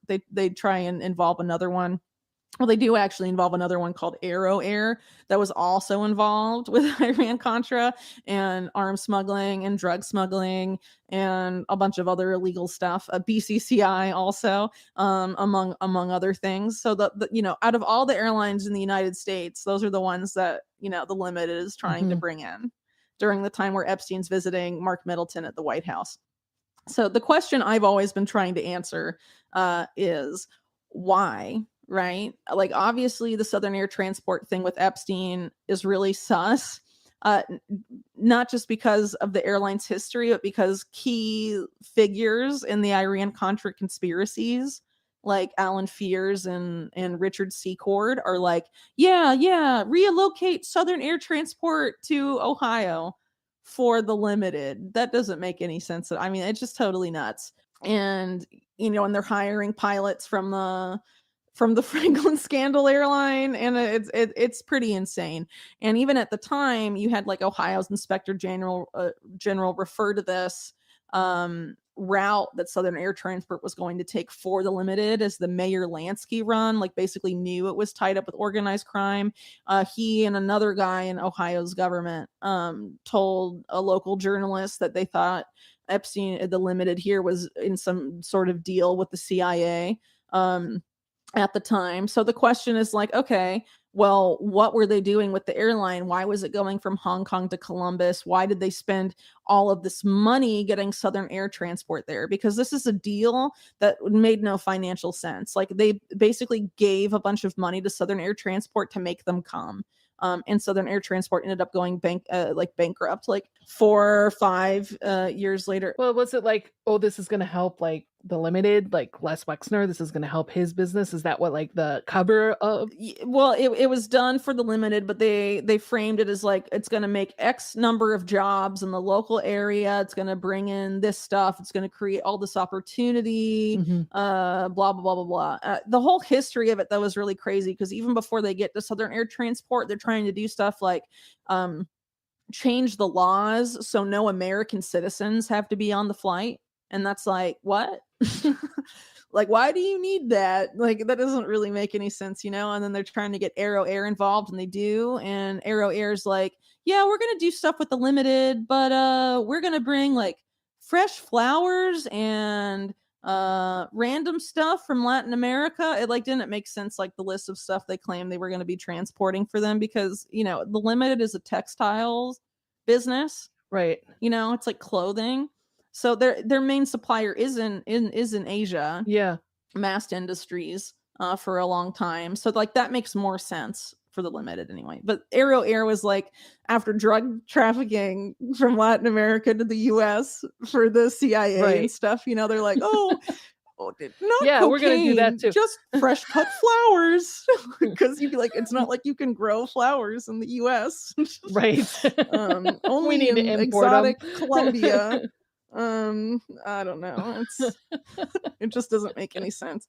I mean, the stuff would be funnier if it wasn't so evil. Because there's some really like amusing stuff that popped up while researching this book. Like these big conspirator guys in the really totally insane finance scandal for the 96 election that I talk a lot about in the book. They're like, let's team up and make a self-inflating novelty balloon business. And it's like, who are you weirdos? I don't know. Yeah. Self-inflating balloon business. Sounds good. I know. And it's like, okay, so if I'm a CIA airline that wants to smuggle drugs, what should I say I'm actually moving that aren't drugs? Fresh cut flowers. Like they just want something that sounds really nice where people go, ah, stuffed animals and fresh cut flowers and Valentine's Day plushies from the jungles of Colombia to Columbus, Ohio. I don't know. These people are weird. So anyway, I was trying to answer the question of what are they moving around? And I think I answered that. And I would be shocked if it wasn't intimately related to what Epstein was doing with Mark Middleton at the time, because there's a lot of, this is Hong Kong to Columbus. There's a lot of really crazy stuff going on with China in the US during this period, and with the Clinton administration specifically. And I'd really rather get into the details of that when I have time to unpack it, so I don't get accused of being like a China hater or whatever, because it's not what this is. Basically, what I will say is that there are some figures that pop up in this particular scandal in the Clinton administration that have ties to like the Chinese military and intelligence to an extent, but they're also like organized crime guys very involved in like Macau, which is like the Las Vegas of China. Like they run hotels that are basically like brothels, casinos and all this stuff. I mean, they're sort of, I mean, you know, they're like Sheldon Adelson's, but Chinese. And Sheldon Adelson also had a bunch of his casinos in Macau, right? I mean, that it's not like, oh, there's no crime there just because it's in China. Like, that's not how this was operating at the time. But anyway, at this particular time, Macau was still like its own enclave. It wasn't officially taken over by the Chinese government until like 1999. But anyway, a lot of these key guys here that are tied up in the Macau gambling, brothel, whatever, are also on major like Chinese Communist Party advisory councils and stuff. So, you know, at the end of the day, I think, you know, a lot of power structures in governments around the world, whether they're adversarial or allied with the US, tend to have a lot of these same or at least similar power structures to what I detail in the first part of the book, because it's business, dude. That's how business works. Yeah, there's a list of things that they need. They need an airline, they need intelligence, and they need the mob together. Well, I mean, the mob's always been in these places, right? So, in the beginning of the book, I talk a lot about the current ruling party. Well, one of the main political forces in Taiwan, the KMT, which used to be, you know, the nationalist Chinese, Chiang Kai-shek and all of that, defeated by Mao Zedong, and then they retreat to what is now Taiwan, right? And obviously Taiwan is big in the news and stuff, but like the people like Chiang Kai-shek's network and stuff were like really dirty and really involved in the drug trade and really involved in organized crime. That doesn't mean that like Mao Zedong was an angel. It just means like all of these guys are dirty. You know what I mean?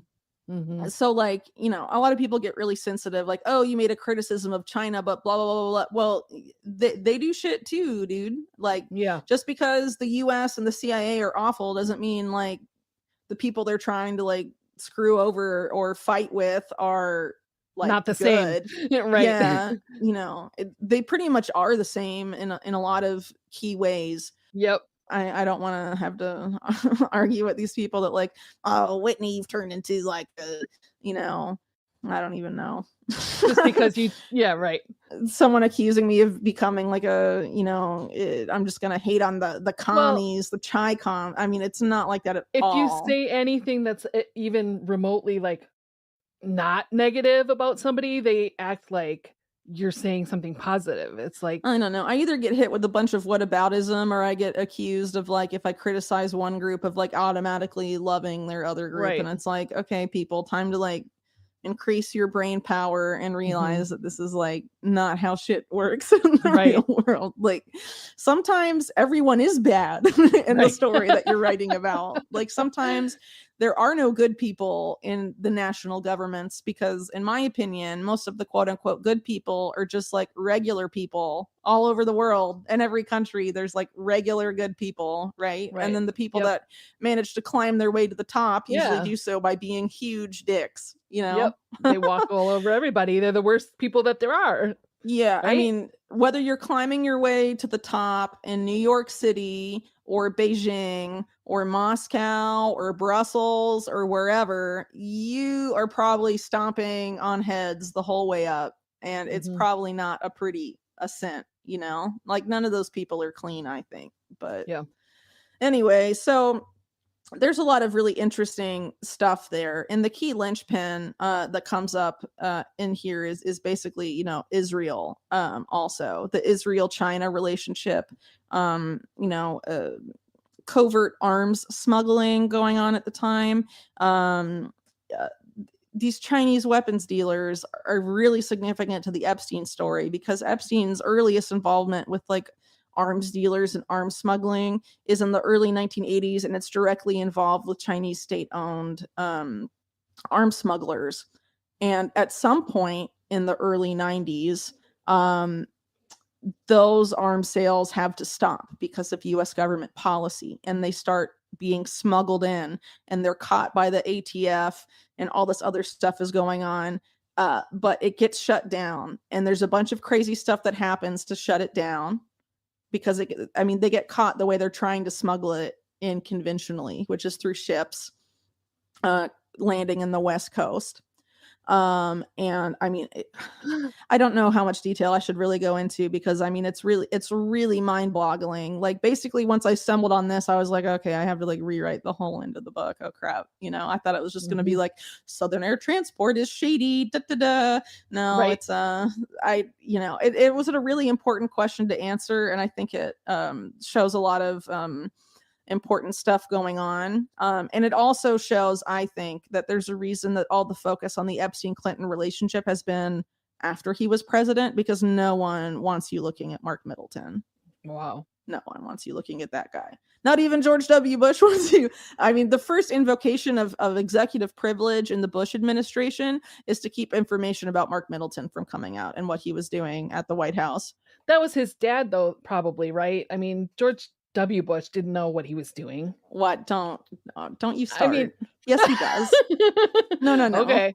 Oh my God. Dick Cheney was his vice president. Are you? Yeah, but well, George W. Bush was kind of a dummy.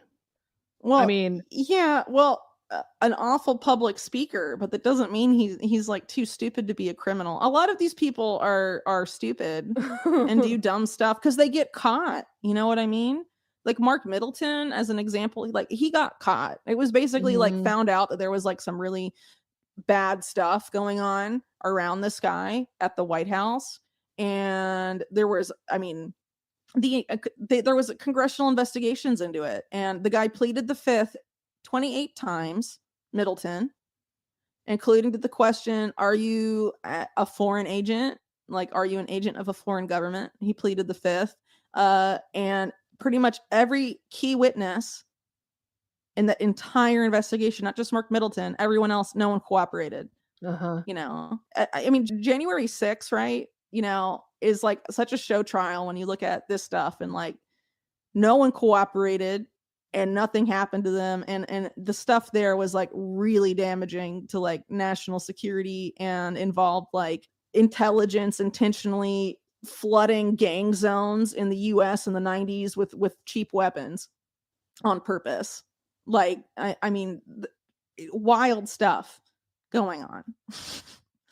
And at the same time, one of the guys that looks like to be involved with it, Epstein, is also trafficking like women, dude.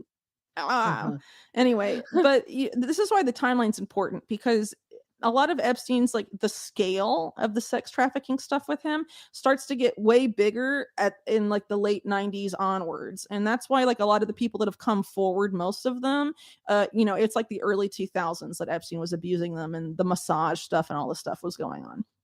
That looked like it started to develop more in terms of scale in like the late 90s, and that's when a lot of this other stuff had sort of concluded. But this stuff is like really critical to the whole Epstein story, I think, and it's totally mental. And I think it also is sort of an undercurrent in the Prince Andrew relationship too, because Prince Andrew at the time, Epstein and Maxwell were like, setting it up with girls, and he was traveling around the world with them, getting massages, and had his own massage table when he traveled with them and all this stuff. He was also basically shilling for weapons dealers, and got accused of that because he was like this representative for the UK trade and industry. I forget the exact position that he had at the time. But in that position, he was accused repeatedly of basically lobbying on behalf of weapons dealers. And some of the weapons dealers are involved with, Epstein's own past in those networks, like BAE Systems. Another one is involved with Indonesia, and one of the key families in this Clinton stuff with Mark Middleton and stuff that I've been alluding to involves the Riyadi family of Indonesia, who were like some of the biggest oligarchs of that country, involved with all that stuff. I mean, it's pretty crazy. So that may explain part of why they wanted influence over Prince Andrew among among other things, Mhm. obviously. So anyway, a lot of the book towards the end like focuses on this kind of stuff, and sort of tries to make sense of what the Southern Air Transport thing was actually about, and what the early Clinton White House visits by Epstein were about, and what was actually going on there. After that, I get into the nuts and bolts of the sex trafficking operation itself, and I basically, if you actually spend a lot of time looking at it, it starts to become pretty apparent that there were two parallel operations involving the trafficking of women going on. One was much larger in scale and involved, the exploitation of vulnerable women, or women that were promised career help or other nebulous forms of help. They were specifically seeking out people that wanted to be models, musicians, artists, basically talented teens and women. But also, there's this parallel operation where they're looking for women with those same characteristics, but they invest a lot more time and money in them, and they basically get like married off to people in the network. Like they become like the elite wives and girlfriends of these, Epsteins, people like that. So it's sort of like a two-tier system that's going on with the sex trafficking stuff. And so some of the women in that like elite girlfriends tier, a lot of them accompany Epstein when he goes to the Clinton White House. Several of them do. And they end up getting involved with some of the top people in these sort of shadier networks in which Epstein is enmeshed over time. And when those women more recently, like after Epstein was infamous and all this stuff, were asked about him, I mean, instead of being like, oh, he was awful and whatever, they like gush over him. They're like, oh my God, I like loved him so much and he did so much for me and he's like just the greatest man. And I'm just so sad that his life turned out like this. And it's just like really extreme, the difference, Wow. So I sort of try and unpack why that is. Then after that, I go into the Prince Andrew relationship in detail, and the Bill Clinton after president relationship. And basically, Epstein, it looks to me, was totally involved in setting up the Clinton Foundation and the Clinton Global Initiative. His lawyers argued as such. And it also looks like he was, involved with the Gates Foundation from a really early stage, and the Gates Foundation, the Clinton Foundation, do a lot of stuff together. So I end up exploring, those relationships, the significance of that, which in a nutshell, the significance is Epstein is a career financial criminal. His relationship with the Clintons from the off is around illegal fundraising activities and shady financial stuff that the Clintons should not be doing. Right. And so that's the thread that Epstein has with them throughout the White House. And then he comes and is basically advising them on how to set up their philanthropy. Mm-hmm. Yeah. So what do you think the Clinton Foundation is really about? I mean, we all know what it's really about. Yeah. It's like a slush fund. So basically Epstein was setting that up for them by the looks of things.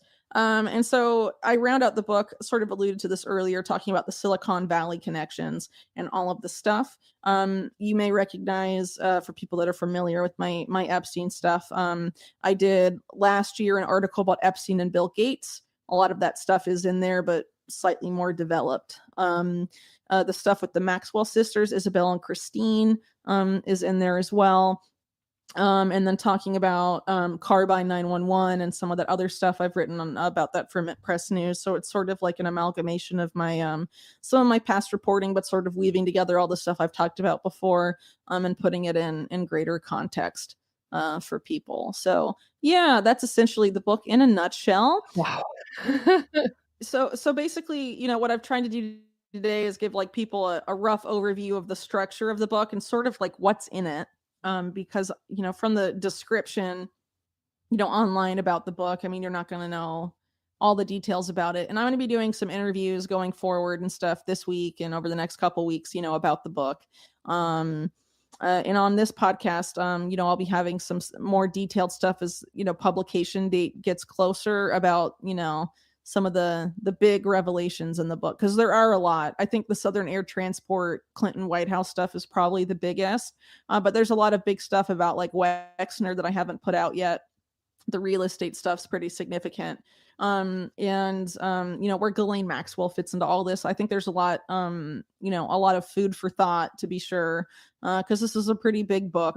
But the main goal is to put all of this stuff into context, and so people can see that like this is a pattern of behavior. Like Epstein was in no way an anomaly, and that's part of why he was able to do this for so long, because there's a lot of people that do this type of activity besides him. Yeah.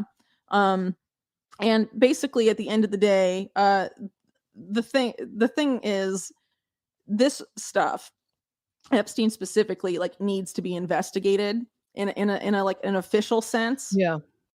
But the problem is, because this has been going on so long and the blackmail aspect and all of this, the government is also incapable of investigating itself. And what does that mean? Like, how do we chart a course forward when the only way is to have like major official investigations? But the government can't investigate itself because it's too corrupt. I don't know. So that's the conversation I'd like this book to have, essentially, because it's not just about Epstein, and that's what the whole first half of the book is about. Is that this is so baked in to the power structure, not of just the U.S., of Israel and various other governments as well. The UK being a standout example. The US is an empire. So if it's this bad in the US, think of all the US client states. How many countries are ruled by a power structure like this right now? It's massive. And so, we have to have a real conversation about the implications of this. And, that's why I took so much time and did so much detail here, because you really have to know the history to understand what's going on here. It's not just enough for me to say Epstein had Iran-Contra connections. Most people are like, what is Iran-Contra? What does that even mean? Oh, that was a scandal in the Reagan era. Like, you have to sort of know what it was basically about. And what it was basically about is that the power structure in the US, the intelligence agencies, decided to basically go on all these, like, do all these crazy, insane, illegal, and dangerous covert operations, and not tell anyone about it. And do all this arms and drug running, including to the extent that they were destroying American communities by flooding them with drugs and weapons and stuff like that. This is like big scandal stuff. That's basically what Iran-Contra was about. And what Iran-Contra is just the arms and drug running part of it. Right. Promise is the other part, and there's all this other stuff going on there, and it's a very complex situation. So you have to have an appreciation for how this developed, what happened there, because if Epstein's involved with those networks, you have to know what they were doing, and then you have to be able to see where Epstein fits in there. And these people are still in power today. Okay, Epstein's gone, suicided, whatever, we can forget about him. The people that made him are still there. Yeah. So nothing's going to change. And it's not just even about kids. It's about like the future now. Right. It's about, that quote I started off with, they're going to take away free speech, the free media. They're going to destroy dissent. They're going to create a dictatorship because all they care about is more money and more power. And, that guy said that quote freaking like almost 40 years ago. How bad do you think it's gotten now? You know what I mean? So this really like has to be looked at. And so, I know that there were some people who I really like and trust in independent media, and they like asked me not to write the book, or not right now because of everything else going on. But this is really important, and in this history is really important, because we just won't. I think people need to have an understanding of how we got here, because that we don't know. If we don't know what the problem is, how do you fix it? Yep. It shows a pattern. If you can see this pattern, because I think that people can look back and they can say, oh, in the 50s, MK Ultra was really bad. They were bad. But, they think it was like so long ago. And you have to ask people, when would it have changed? When would it have stopped? Yeah. Well, that's a really good point. So like, if you're talking about intelligence operations and you tell someone, oh, in the in the 50s, the CIA committed all of these horrible crimes and did all of these horrible things. And they're like, oh yeah, I believe that. And if you're like, the CIA did something horrible 3 years ago, they're like, conspiracy theorist. Right. You know? Okay, Right. so if I can show the continuity from then to now, I think it can help have an impact. Yep. Because yeah, nothing has changed. Just the Mhm. management of the perception has changed. How people perceive institutions has changed, but also at the same time, that was successful for a long time, but now everything is like falling apart. Right. Yeah. Yeah. So people are starting to be like, huh, what's going on? So I hope, this book has some sort of impact. So anyway, because of the time frame, want to close out talking about some stuff about the book. So, like I said, the book is really long. It's like over 800 800. pages with citations. It's even longer, and that's not counting an introduction and stuff. So my publisher decided that the print version, just because of supply chain issues and cost, is going to have to be printed in 2 separate volumes, which is complicated for sure. But I'm the writer, not the publisher. I'll be going on his podcast and he'll be explaining why that is, but it has to do with the realities of how printing is today because of supply chain issues and costs and things like that. So anyway, for people that pre-ordered the book already, you will be getting both volumes for what you paid. But subsequent orders, it's basically 2 books now. I didn't want it to be that way, but that's sort of how it is. However, the ebook and the audiobook will all be as 1 volume, right? So my interest is in getting this work shared widely. So, as much as I would like people to buy the hard copy, I understand that's complicated. So I think it would be important that people consider getting the ebook or the audiobook version in that case. Because, I don't really care so much about like making money off of this. I did have to take time off from regular work to write it. So, it would be nice to recoup some of what I did not make, during that time. But I'm not like in this for, oh, I just want to get all these royalties and whatever. Like, I just want people to like read it and have a conversation about what it means and about who Jeffrey Epstein really is and all of this stuff. Yeah. So the ebook will be available for sale soon. Before the official, you'll be able to pre-order the ebook before the publication date, which is September 22nd. But as far and it'll be released probably like a couple weeks at most after the official publication date. Yeah. An audiobook will be a little bit after that. There's already a company doing the audiobook, but I'm not exactly sure how long that'll take, but I will find out. For people that are in Europe, my publisher is speaking this week to distributors in the UK, so I should have some news for people on that front, so that people not living in the US don't have to pay such high shipping costs. But again, this is part of the circumstances of how things are right now, because the economy is insane. So, some of that is unfortunately out of my hands. But if you're looking for the economical way to read the book, it would be an ebook or an audiobook. Just going to be really honest about that now that it's basically in 2 volumes. So it's going to be parts 1 and 2. What I was originally hoping to have in a big, thick book is now being split into 2 books because it is pretty long. And, if there is a way for the publisher to do it another way, I really hope he'll, be able to do that. But as of right now, that's sort of where it stands. And Star, I know you've been getting some other questions from people. So if you want to address some of the frequently asked stuff you've been getting that I haven't already mentioned, now would be a good time.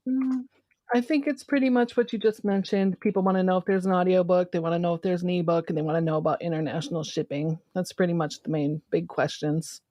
So, okay, super. We've got that covered. All right. Well, thanks everyone to listening to me ramble about my book. My brain's kind of fried because it's just been it's been a lot of work for sure. So yeah, it might take me a while for me to be a more eloquent speaker. I have to All I was doing was helping you while you were writing the book, like, just doing a little tiny bit. I can't even imagine doing what you did. I really can't. The only thing I could respond with is like blah blah blah blah blah. Like I can't even like make a word in my head. That's how mentally taxing this has been. But it's the most important thing I've ever done. I mean, if you really appreciate my work, I would really appreciate it if you would take the time to read this book, because it's history that everyone should know. Epstein, I think, is important because a lot of people knew that something was really weird there, and he got a lot of attention. I don't think they were expecting that, and he is a really important thread that we can all pull on. That is of public interest. People can pull on that thread and unravel a lot of what the power structure is now. And in order to, discuss how we change the power structure to benefit the people, we had to know what the power structure really is. That way we can stop being like, vote blue no matter who, and stuff like that. You know what I mean? Like, we have to really understand what was going on here. We have to understand, like, what both of these parties have done and what they have covered up, and what is really running the show in the United States of America and the broader US empire. It's important. Mm-hmm. Yeah. So thanks everyone for listening. Sorry if this was more rambly than normal. Hopefully be back to a regular style podcast pretty soon. Like I said, this is an overview sort of what the book covers and what it's about. I hope to do some podcasts in the near future that are more detailed stuff as we get closer to publication date. And I will be doing some interviews with some other news outlets and different shows and stuff over the next couple weeks or so. So if you're interested in that, I would encourage you to sign up for the Unlimited Hangout newsletter. If you do that, all my media appearances, updates about the book, excerpts about the book that come out, like I said, one went out on Monday, and other articles that either I put out or people that contribute to Unlimited Hangout put out. You get it all in your inbox straight away, because who knows what social media is going to be like in the coming months. It's not like that's getting any better. So can I say something? Yeah. Of course you can. I just kind of wanted to say, like, everybody who contributed, continued their membership while you were writing the book, that $5 a month, that was like really awesome of people, and you guys should all be proud. That was insanely awesome of people, because yes, I was doing the book, and I mean, it's so long. Like, I wrote so much. Like, I worked harder than I've ever worked in my life, but unfortunately, like, it's not an immediate thing. Yeah. So people aren't seeing it right away. So the people that kept their memberships, and like, I can't thank you people enough. Like, this book would not have happened without you. And like I said, it's the most important thing I think I've ever done. Yeah. Ever. Maybe the most important thing I ever will do. Yeah, maybe. I don't know, but it feels that way right now. It feels pretty big. So I couldn't have done it without you guys backing me up. So Yeah. This one's for you. I don't want to be too cheesy, Yeah. but I mean, I really do appreciate it. I have 2 little kids, and I lost childcare in July because Chile is a crazy place. So I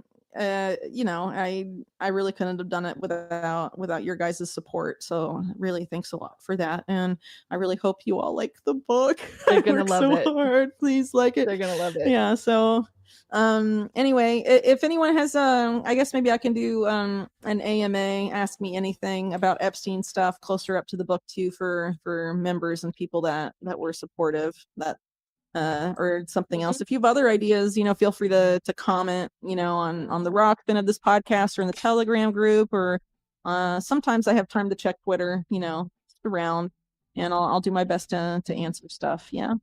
So yeah, thanks everyone, and see you all in the next episode.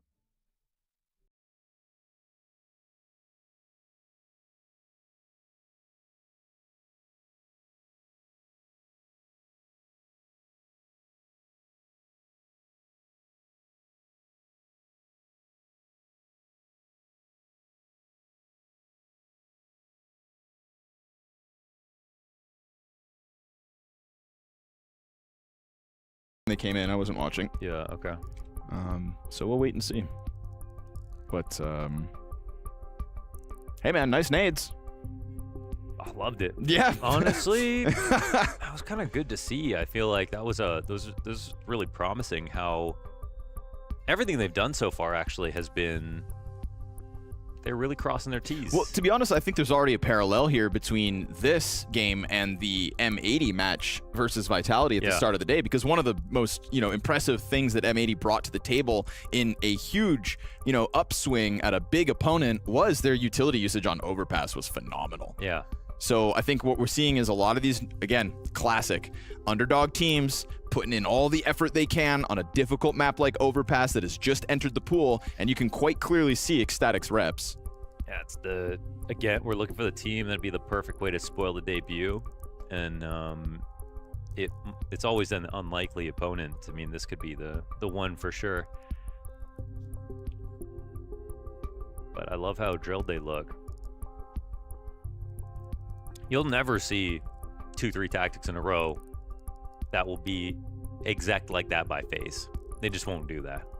They'll maybe have a good one, but where they really shine is where they can get creative and do something that you just haven't seen them try versus anyone else. But it's going to work today because they know how you're playing.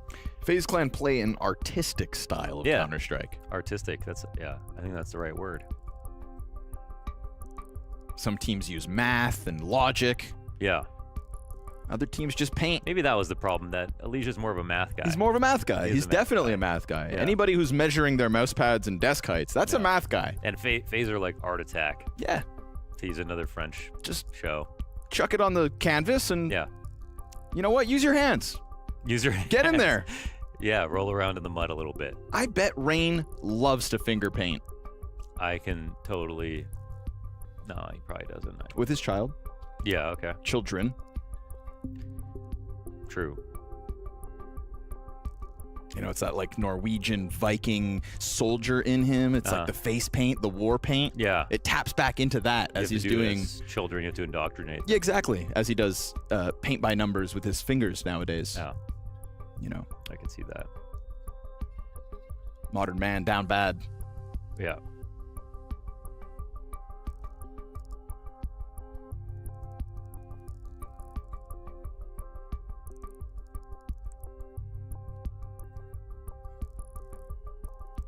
I wonder if it triggers Vu that his name is Jacob. You mean Vu who calls heroic heroic? Heroic. But just because he hates corn. That is true. That is a fact, after all. Oddly enough. Quite passionate about things like that. I thought, one-man desk earlier today. We're a man down at Blast at the moment. And Jacob, another Jacob, Pimp Vinicky, really stepped up today. He really stepped up today. Yes. And all kinds of Danes coming through today. I'm fond of the analysts that we work with, but until you're a caster, you're not an equal. Right. You're not a...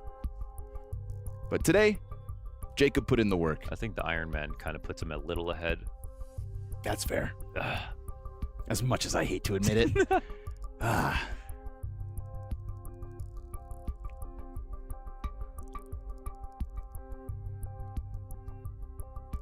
Hugo Byron had a panic attack today because he had to spend a day without Harry. Ooh, okay, yeah. It's like, when they separate conjoined twins? Yeah. Usually one of them dies. Mm-hmm. I always thought it would be Hugo. Yeah. You know? But he trucked on today. What a guy. And nobody's dying, right? No. Okay. We're all good. Not that I know of, and if they are... Yeah. Man, I'm going to regret saying that. Yeah, that would suck. Yeah. I mean, not to make it about us. Nope, but I'd hate to be me. Yeah.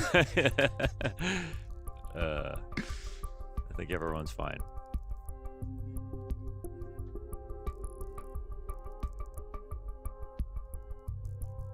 Zywoo looked better. He was supposedly also down with the sickness, Mohan. Mm-hmm. It happens after all. Time on the road. Airports. That's why we started playing online tournaments, for the health of the competitors. Yeah. It is a lot of You're meeting a lot more people than you would in any other... Travel more than F1 drivers, so that'll get you to introduce yourself to new True. bacteria. They also, you know, we don't have private jets yet. There you go. We're working on that. We'll get there. Rumor has it that's actually in Freya's new contract. She's really pushing the bar. Nice.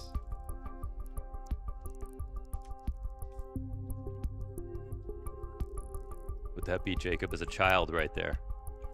No, that's all the FaZe clan fans watching on as we get to see a new debut. Awesome. Shout out Frozen one time, first player I've ever seen with a terrarium on his desk. That's always cool. Closed ecosystems like that and whatnot. What's a terrarium? It's like dirt and grass and plants that grows in an enclosed. It's just its own little ecosystem, sealed. Nice. Could you have like a snow one or no? No, I mean unless you kept it outdoors in the very cold. Yeah, yeah. I mean, Or in what a if you freezer? put in a fridge. Could you have a fridge? I mean, what would you just put in there? Snow? Penguins. Yeah. Duh. Pete is calling.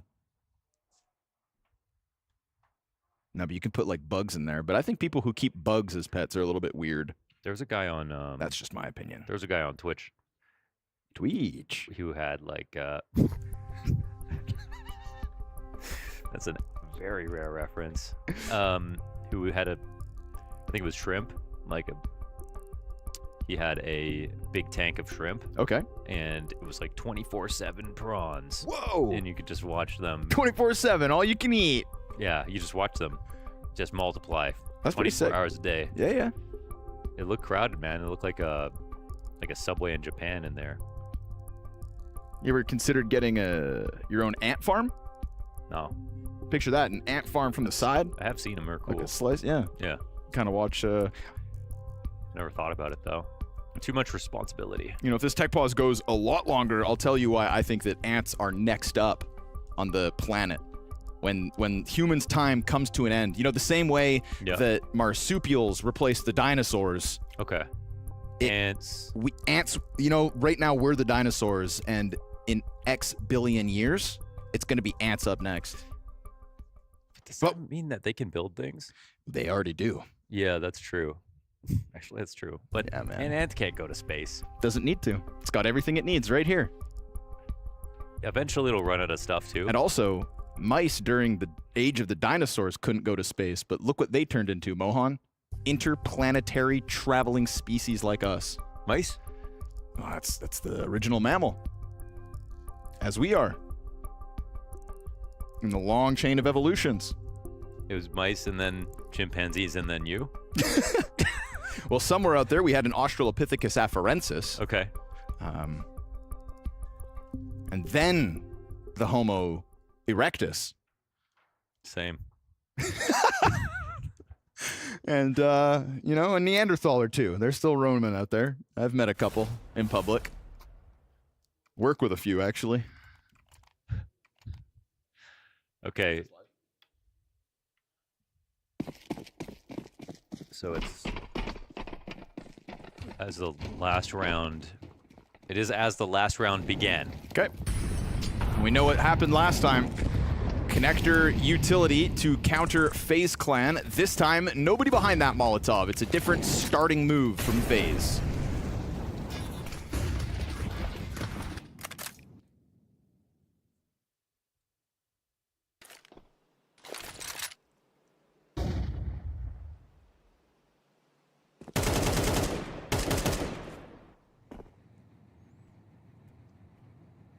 Wow.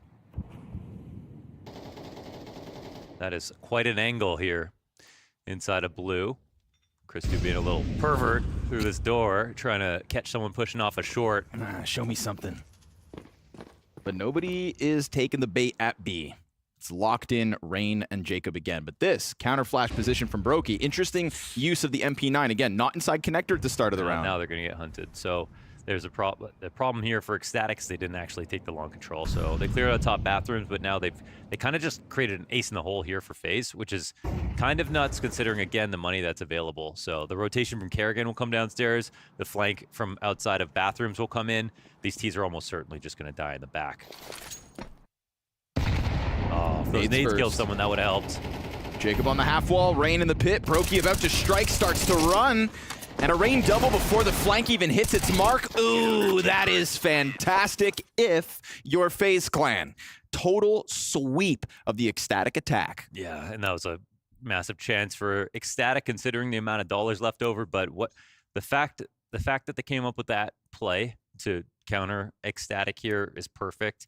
They had a timing that was sort of uncounterable. What needed to happen there from Ecstatic? They were so close to actually just winning the entire round by turning the corner on long control, but they have been very passive about their map control. They are just trying to clear out the bare minimum, then wait, and then exec.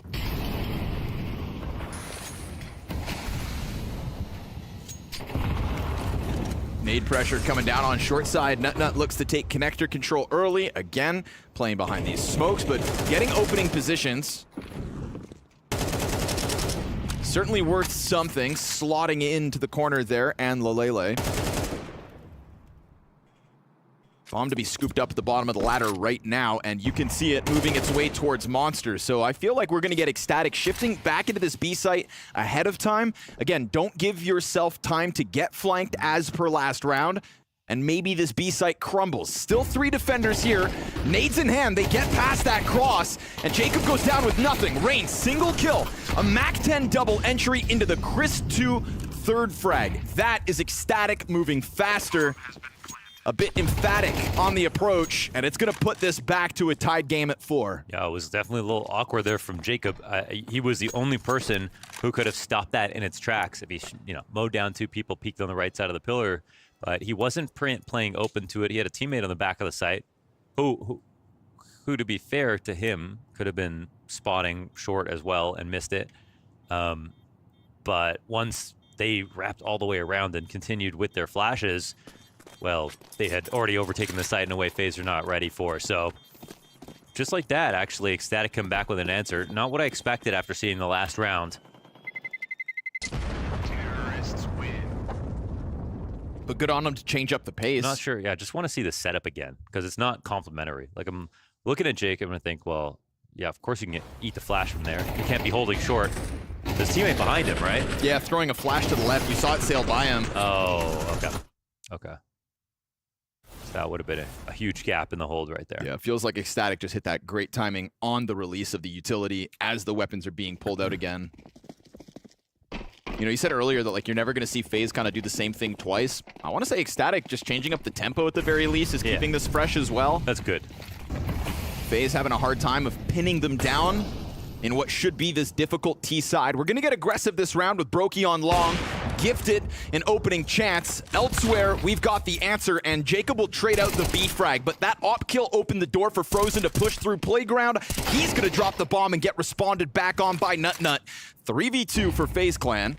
And the pressure still all over the map as Kerrigan goes hunting. It's 2v3. Spotted. I was going to say it's recoverable, but Jacob, nice find.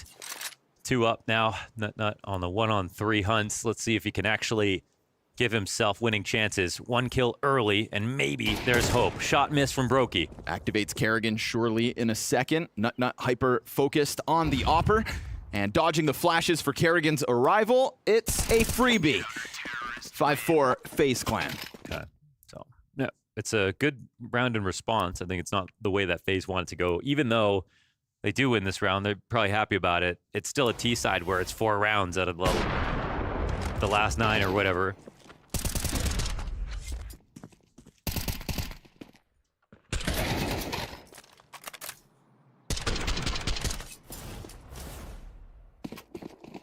So the economy waivers here in round 10. See if we can get another cool idea out of Ecstatic, because they really found the sore spot last round on low guns.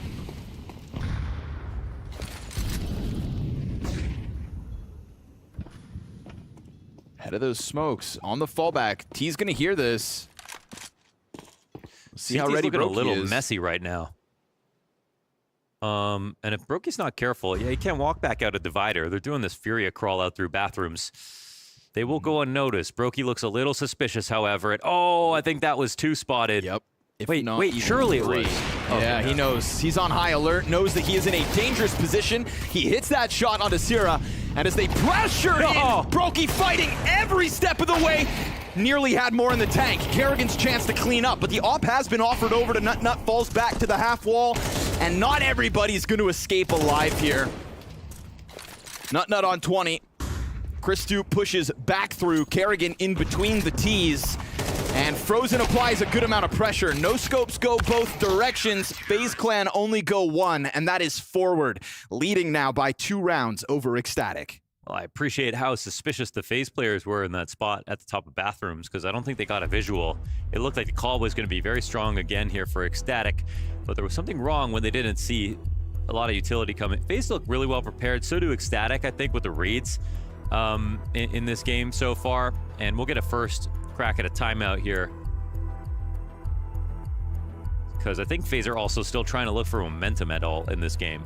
They're only up 2 rounds, but Ecstatic keep answering back. Keep doing just enough, right? Sprinkle in a T round here and there. Keep you on your toes with the tempo change at B. There's a fun game going on right now in the minds of TMB and Kerrigan, but Brokey showing us some fireworks on this one. Looked like he got the collat as well in that nose. Yeah, Nut was low. I wasn't sure what it was from and all that chaos. Yeah.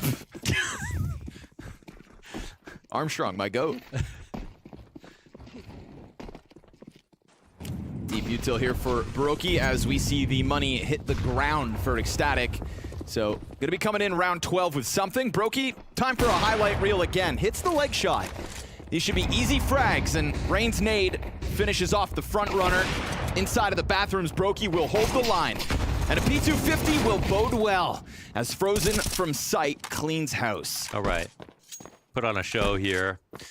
He's going to have to somehow harness the power of Mike-Ulele and Lalele. Yeah, all the Lele's. It's got to be the one. I wouldn't call this one a Lele up, though. Yeah.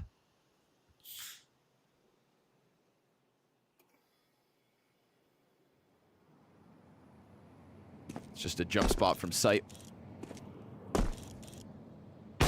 Ooh, not bad. Goes for the shoulder.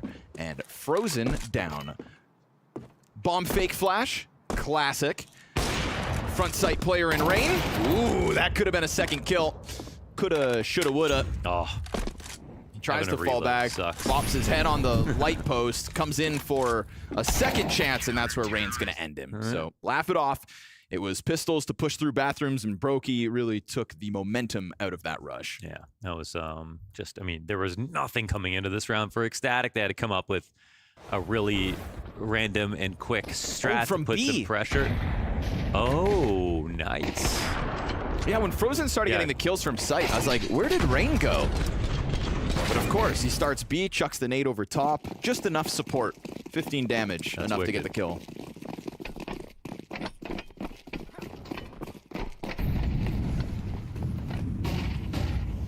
The buy that Ecstatic saved for, now in play. Frozen peels back quick from bathrooms.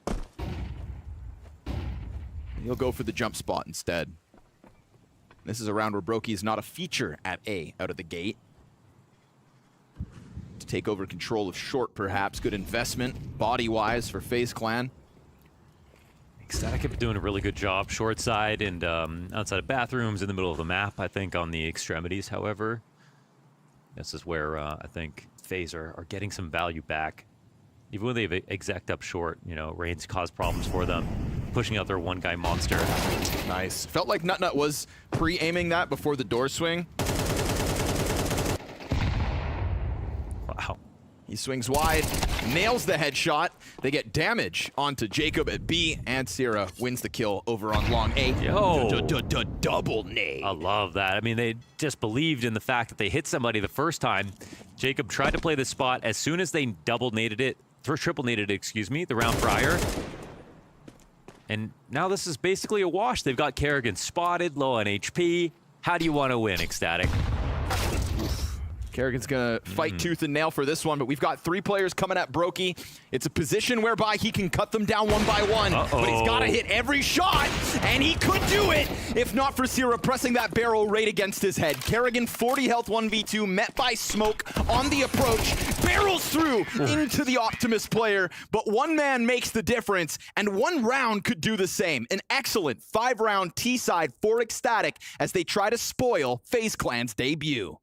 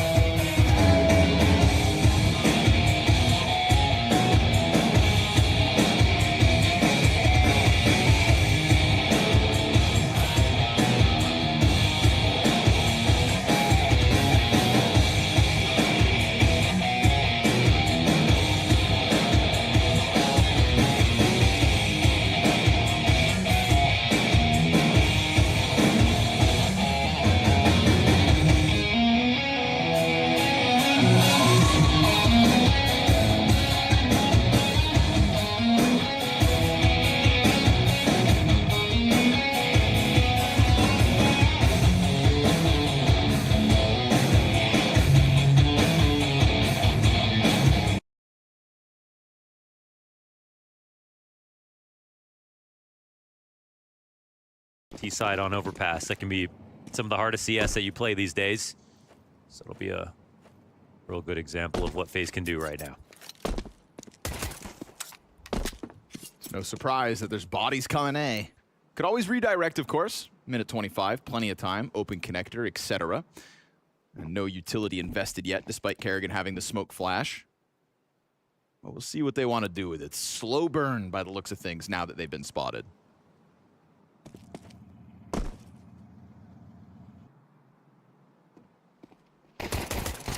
Slow burn until the sudden swing that could have been for Sierra. Definitely had chances to hit a shot.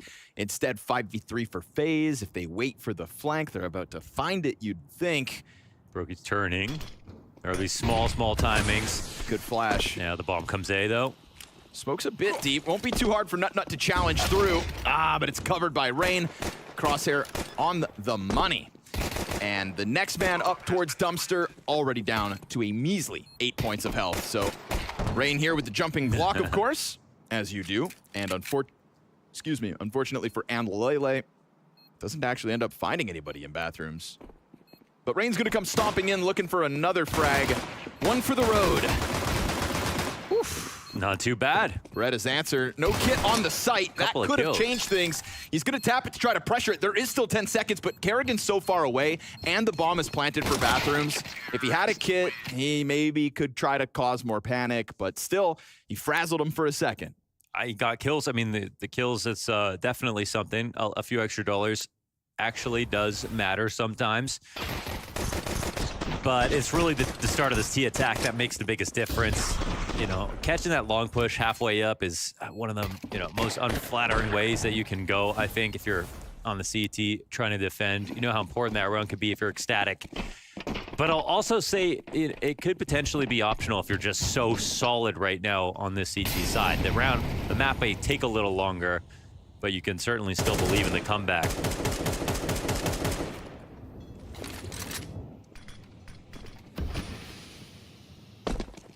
Gone pretty heavy on this M4.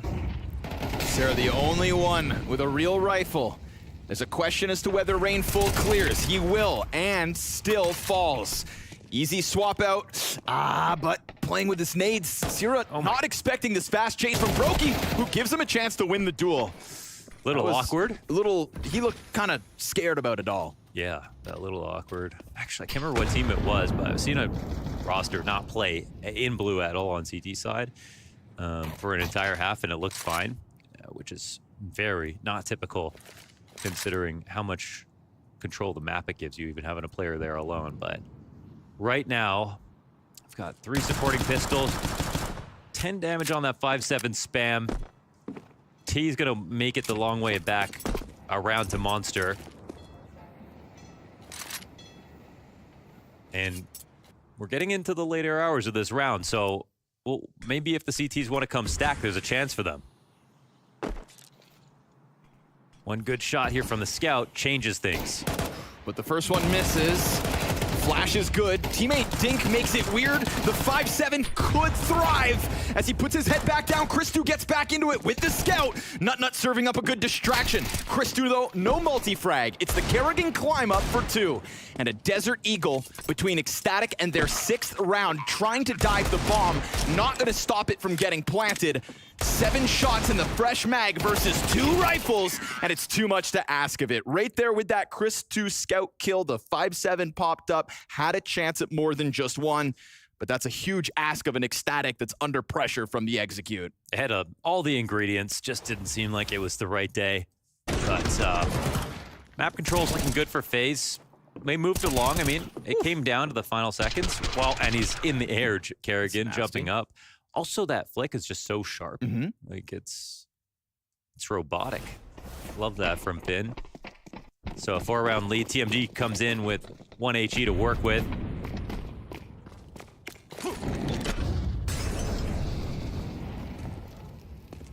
It's actually a great map for Kerrigan. He is, I mean, never FaZe Clan's hardest hitter, but particularly rough 3 months at the moment, averaging a 0.83 rating. Through the onboarding of a Liege. That'll be what the honeymoon is, right? It'll be just like individual form coming up to... I feel like they want to support the new player coming in, you know, just as much as possible. Well, especially prove that they can do it again. Yeah, you know? Especially when in this case, it's not a new player that is a Liege who has, you know, won as much as he has in the past. You're not hiring someone to come carry you this time. No. You're bringing somebody with much less experience into a whole new world, and a world that has massive expectations. Yeah. I do flat out think that even though I haven't seen any of the moves, that this could just work out better because it was just very clearly this little awkward in the server when we would watch them try to figure out their roles and everything. And if you bring him Jacob and he's 1-for-1 on T side to a Liege, that's fine. On CT side, and he's going to be He's going to be able to take the backseat in a lot more positions. Just makes more sense because he's so new.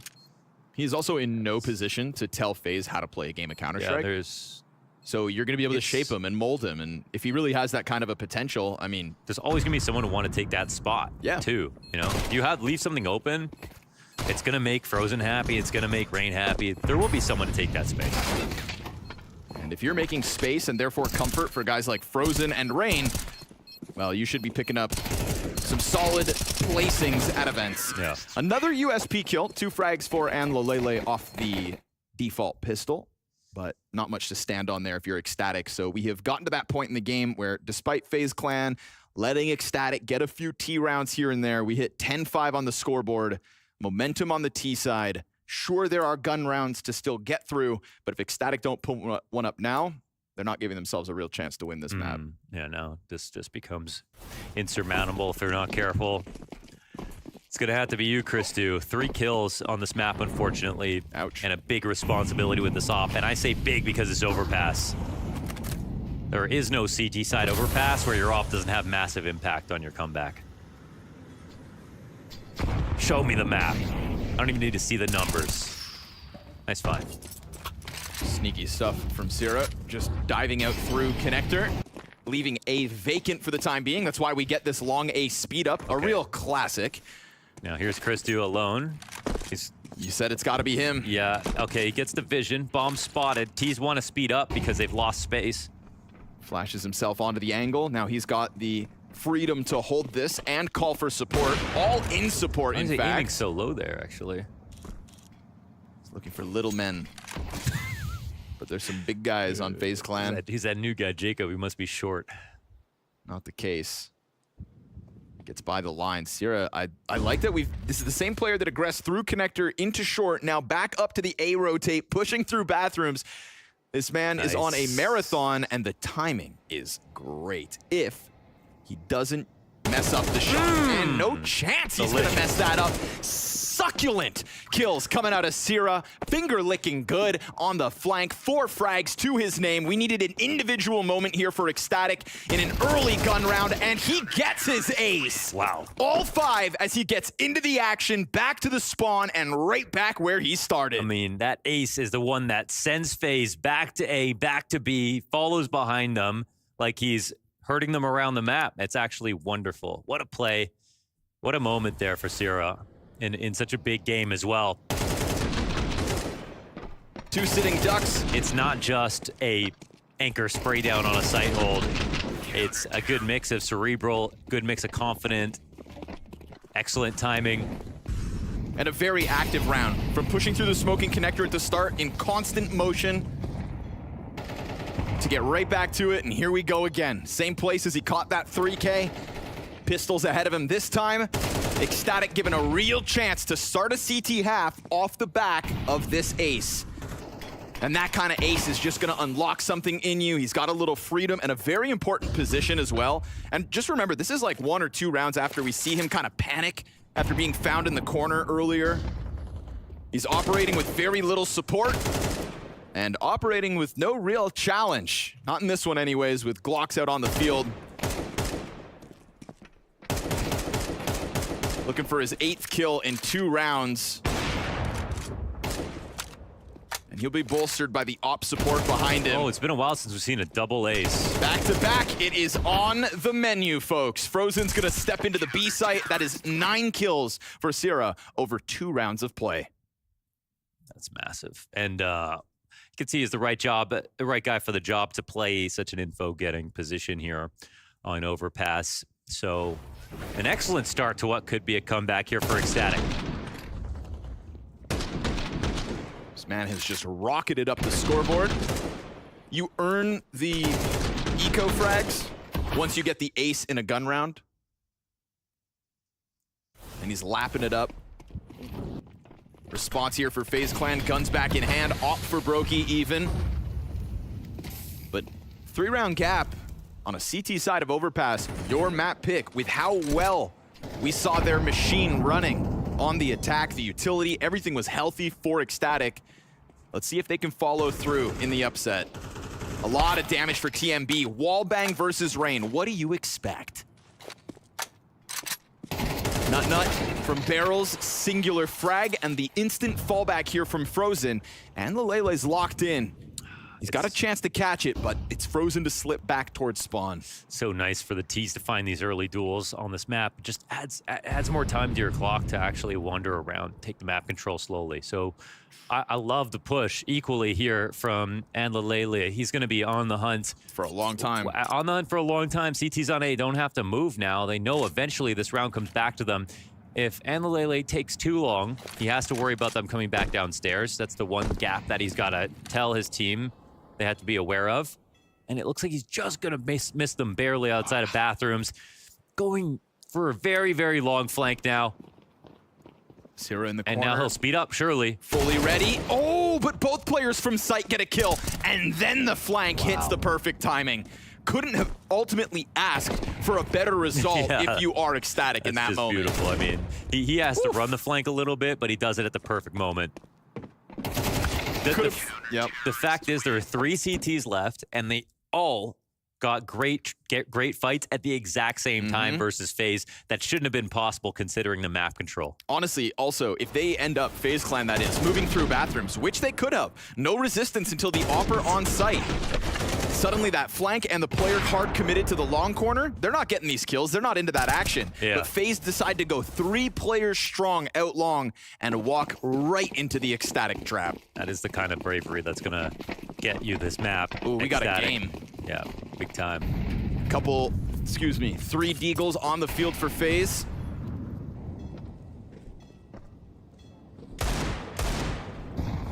And Rain right back to his shenanigans.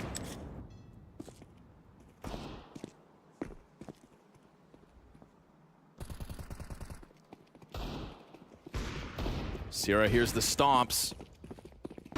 He's gonna let him by. Oh, good flashes for the bomb carrier. He feels the need to jump on it. Oof, and he'll take that Deagle to the head, but Anlalele on the cleanup. Ecstatic folks are 1 round away from tying this at 10-all with a CT side advantage. They can probably taste the close already, so here is a really good situation. You've got your most important CT player in Sierra getting an ace and then 4 kills in the next round, controlling the map really well. And Lele's shown that he's not afraid of FaZe. Very fast, full flanks coming in. I think FaZe have done the exact same thing well when it comes to quickly flanking or taking back space that isn't there. That's how they punished Ecstatic on their T side. So FaZe, they've got to be hyper vigilant to make sure that that doesn't keep happening, because every time you see a situation like that, someone goes around a short in through spawn, and the T's aren't going to come back, it's overpass. You can't just come back and check everything constantly. You have to make full-time commitments to pull up these T rounds. And if those go unpunished, that's round over every time.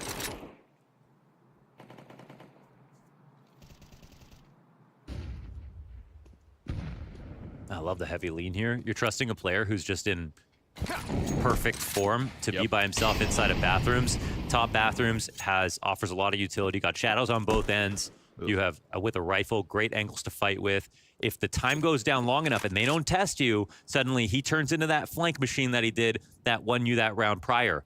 And if FaZe are going to walk back away from this and assume that Ecstatic are scared of them, they're going to be wrong. Sierra still floating between both halves of bathrooms. TMB now slotting into the CT side of Bath as well. He's going to start coming forward now into bathrooms because look at the clock, 40 seconds. As they turn. Yeah. Oh, you painted a beautiful picture, and Sierra gonna paint the walls of Connector and now they Jacob. only have one choice, and it's not a good one. Not at all. Christu's op. On a nasty angle, he's got the cover of Pillar in front of him. Misses the shot, though. That could be the open door, because Brokey's going to best him heads up. You've got a lot of bodies here. Anlalele beckons him in. Nut serving up the distraction. Finally goes down, and TMB on the scene in time. 7 seconds. Brokey denied. Sierra gets in, and we've got this game tied at 10. Yeah, well, they could have afforded an op shot getting missed there. No molly on the barrels. Christu hard drops for a second when he has that position, because maybe there's a way now FaZe can win. But again, they had a lot of rotations coming in with that first kill outside of bathrooms. This scares the hell out of FaZe that now we have to go. We can't come back up the stairs. Jacob's probably frustrated that he got caught off guard, but to be honest, like, they didn't actually scout the map very comprehensively. They kind of just pretended to hold for pushes outside of A. Sierra finds the timing while the player's still on the angle. And honestly, you know, Jacob's on the angle ready for the fight, but... You look at this game, man, Ecstatic, we see the 3 timeouts. When we look back at that first half, there's no reason to call a timeout because they kept coming back into unlikely situations, picking up a T round here or there. Sure. They probably felt fine. They ended with 5 in total. Then FaZe only keep a lead because they won the pistol. So far, there hasn't been that much pressure. Things have been going pretty well for Ecstatic in the first half. And now CT side, it probably feels exceptional. And the Lele's here at 21 and 13. Sierra's on 23 and 11. So you've got that duo of firepower now on either half of the map. It doesn't feel like there's any weak point for FaZe Clan to sort of press themselves into. And all the while, the setups at each of these rounds are just putting Ecstatic in comfortable positions. They're never guessing. It feels like they've got the picture of the round in mind and then the follow through with plays like this. Sierra keeps that spray going, chews through 2 of these armored pistols. And while Kerrigan's down to half health, they may take some distance closer to the A site, but it has already brought TMB up from the other half. And still some utility to work with if you're Ecstatic to slow this down. We hit a minute, but the AK has been grabbed by Kerrigan. And if not him, there's still Frozen and Brokey to try to go hero mode. And we know FaZe Clan have heroes in their ranks. That's the whole soul of FaZe. And so Kerrigan, with even less health now, continues to try to press. Op shot between the feet, opens the door for the bomb plant. Wall bang on the dice, doesn't connect. And so we go post plant for FaZe Clan. Don't drop this one, Ecstatic. It's a long flank, soon to be realized by Anlalele. Kerrigan pressing the AK in, has now lost the rifle. Despite good damage, Christu stands the test. From the bottom of the scoreboard, he gets a critical kill with man advantage, but 2 deags in the hands of FaZe, folks. And that damage from Kerrigan now nets them another slow burn from Anlalele. He's got him pinned into the corner. He makes noise, and they're gonna clear them out with kits across the board. Ecstatic still find 11. Yeah, no problem at all. They'll pick that up and take the lead. High pressure situation off of a low buy from FaZe. That is Kerrigan stepping up, trying his absolute damnedest. Christu saved the day. It feels like the kind of game where Christu misses that kind of shot right now because he's just like not on point inside a bank. If Kerrigan got that off, when you mentioned hero, wasn't supposed to be Kerrigan today, but it is. Still might not be enough. It never is with FaZe. Yeah. Many teams have been in this same place as Ecstatic and failed to close. Hasn't been able to show us T-side input, output so far.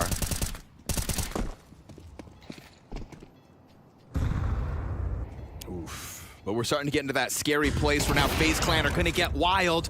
Christu, again, haven't had to mention him too much, and now he's starting to find his moments. Here, just, you know, a kill here and there at this point, and they'll be in a solid spot. He's late to the party, but they're there now, about to celebrate. A 12th round win is a sigh of relief. A 13th a celebration.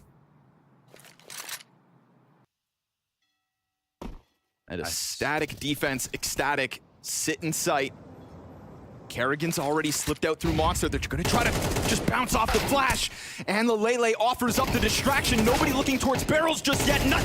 Oh! Double kill! And a ton of damage as well for Brokey to have to deal with. It's that same 3-piece defense repeat. Okay, Nut, man. Yo, their barrels guy has been an issue for FaZe this entire half. And I thought they weren't making this comeback without their op. I mean, Christu has gotten 2 kills now. They've been so important, but in this last series of string of CT rounds, he hasn't really been a huge factor. It's been a lot of other players coming in, buying him time. Oh, that's a picturesque hold there for Nut. Last kill from the Flames. And a chance to get 13 right here and now. And aggressive out of the gate into connector, but also the double push on long. This isn't Ecstatic sitting back like last round and allowing for a hit to come their way. They are looking to end this. Making moves may be costly in round 23. 4v5 queued up. And Christu, who's been finding late form into the bathrooms, gets blasted by Kerrigan. Now it's a massive ask. They don't think he's here at all. And Lele slides in, Oh! and a double kill brings us right back to even ground. Not to mention still that long player, TMB. Wait, they're holding it though. He's gonna push through. He's gotten by, and he gets both headshots.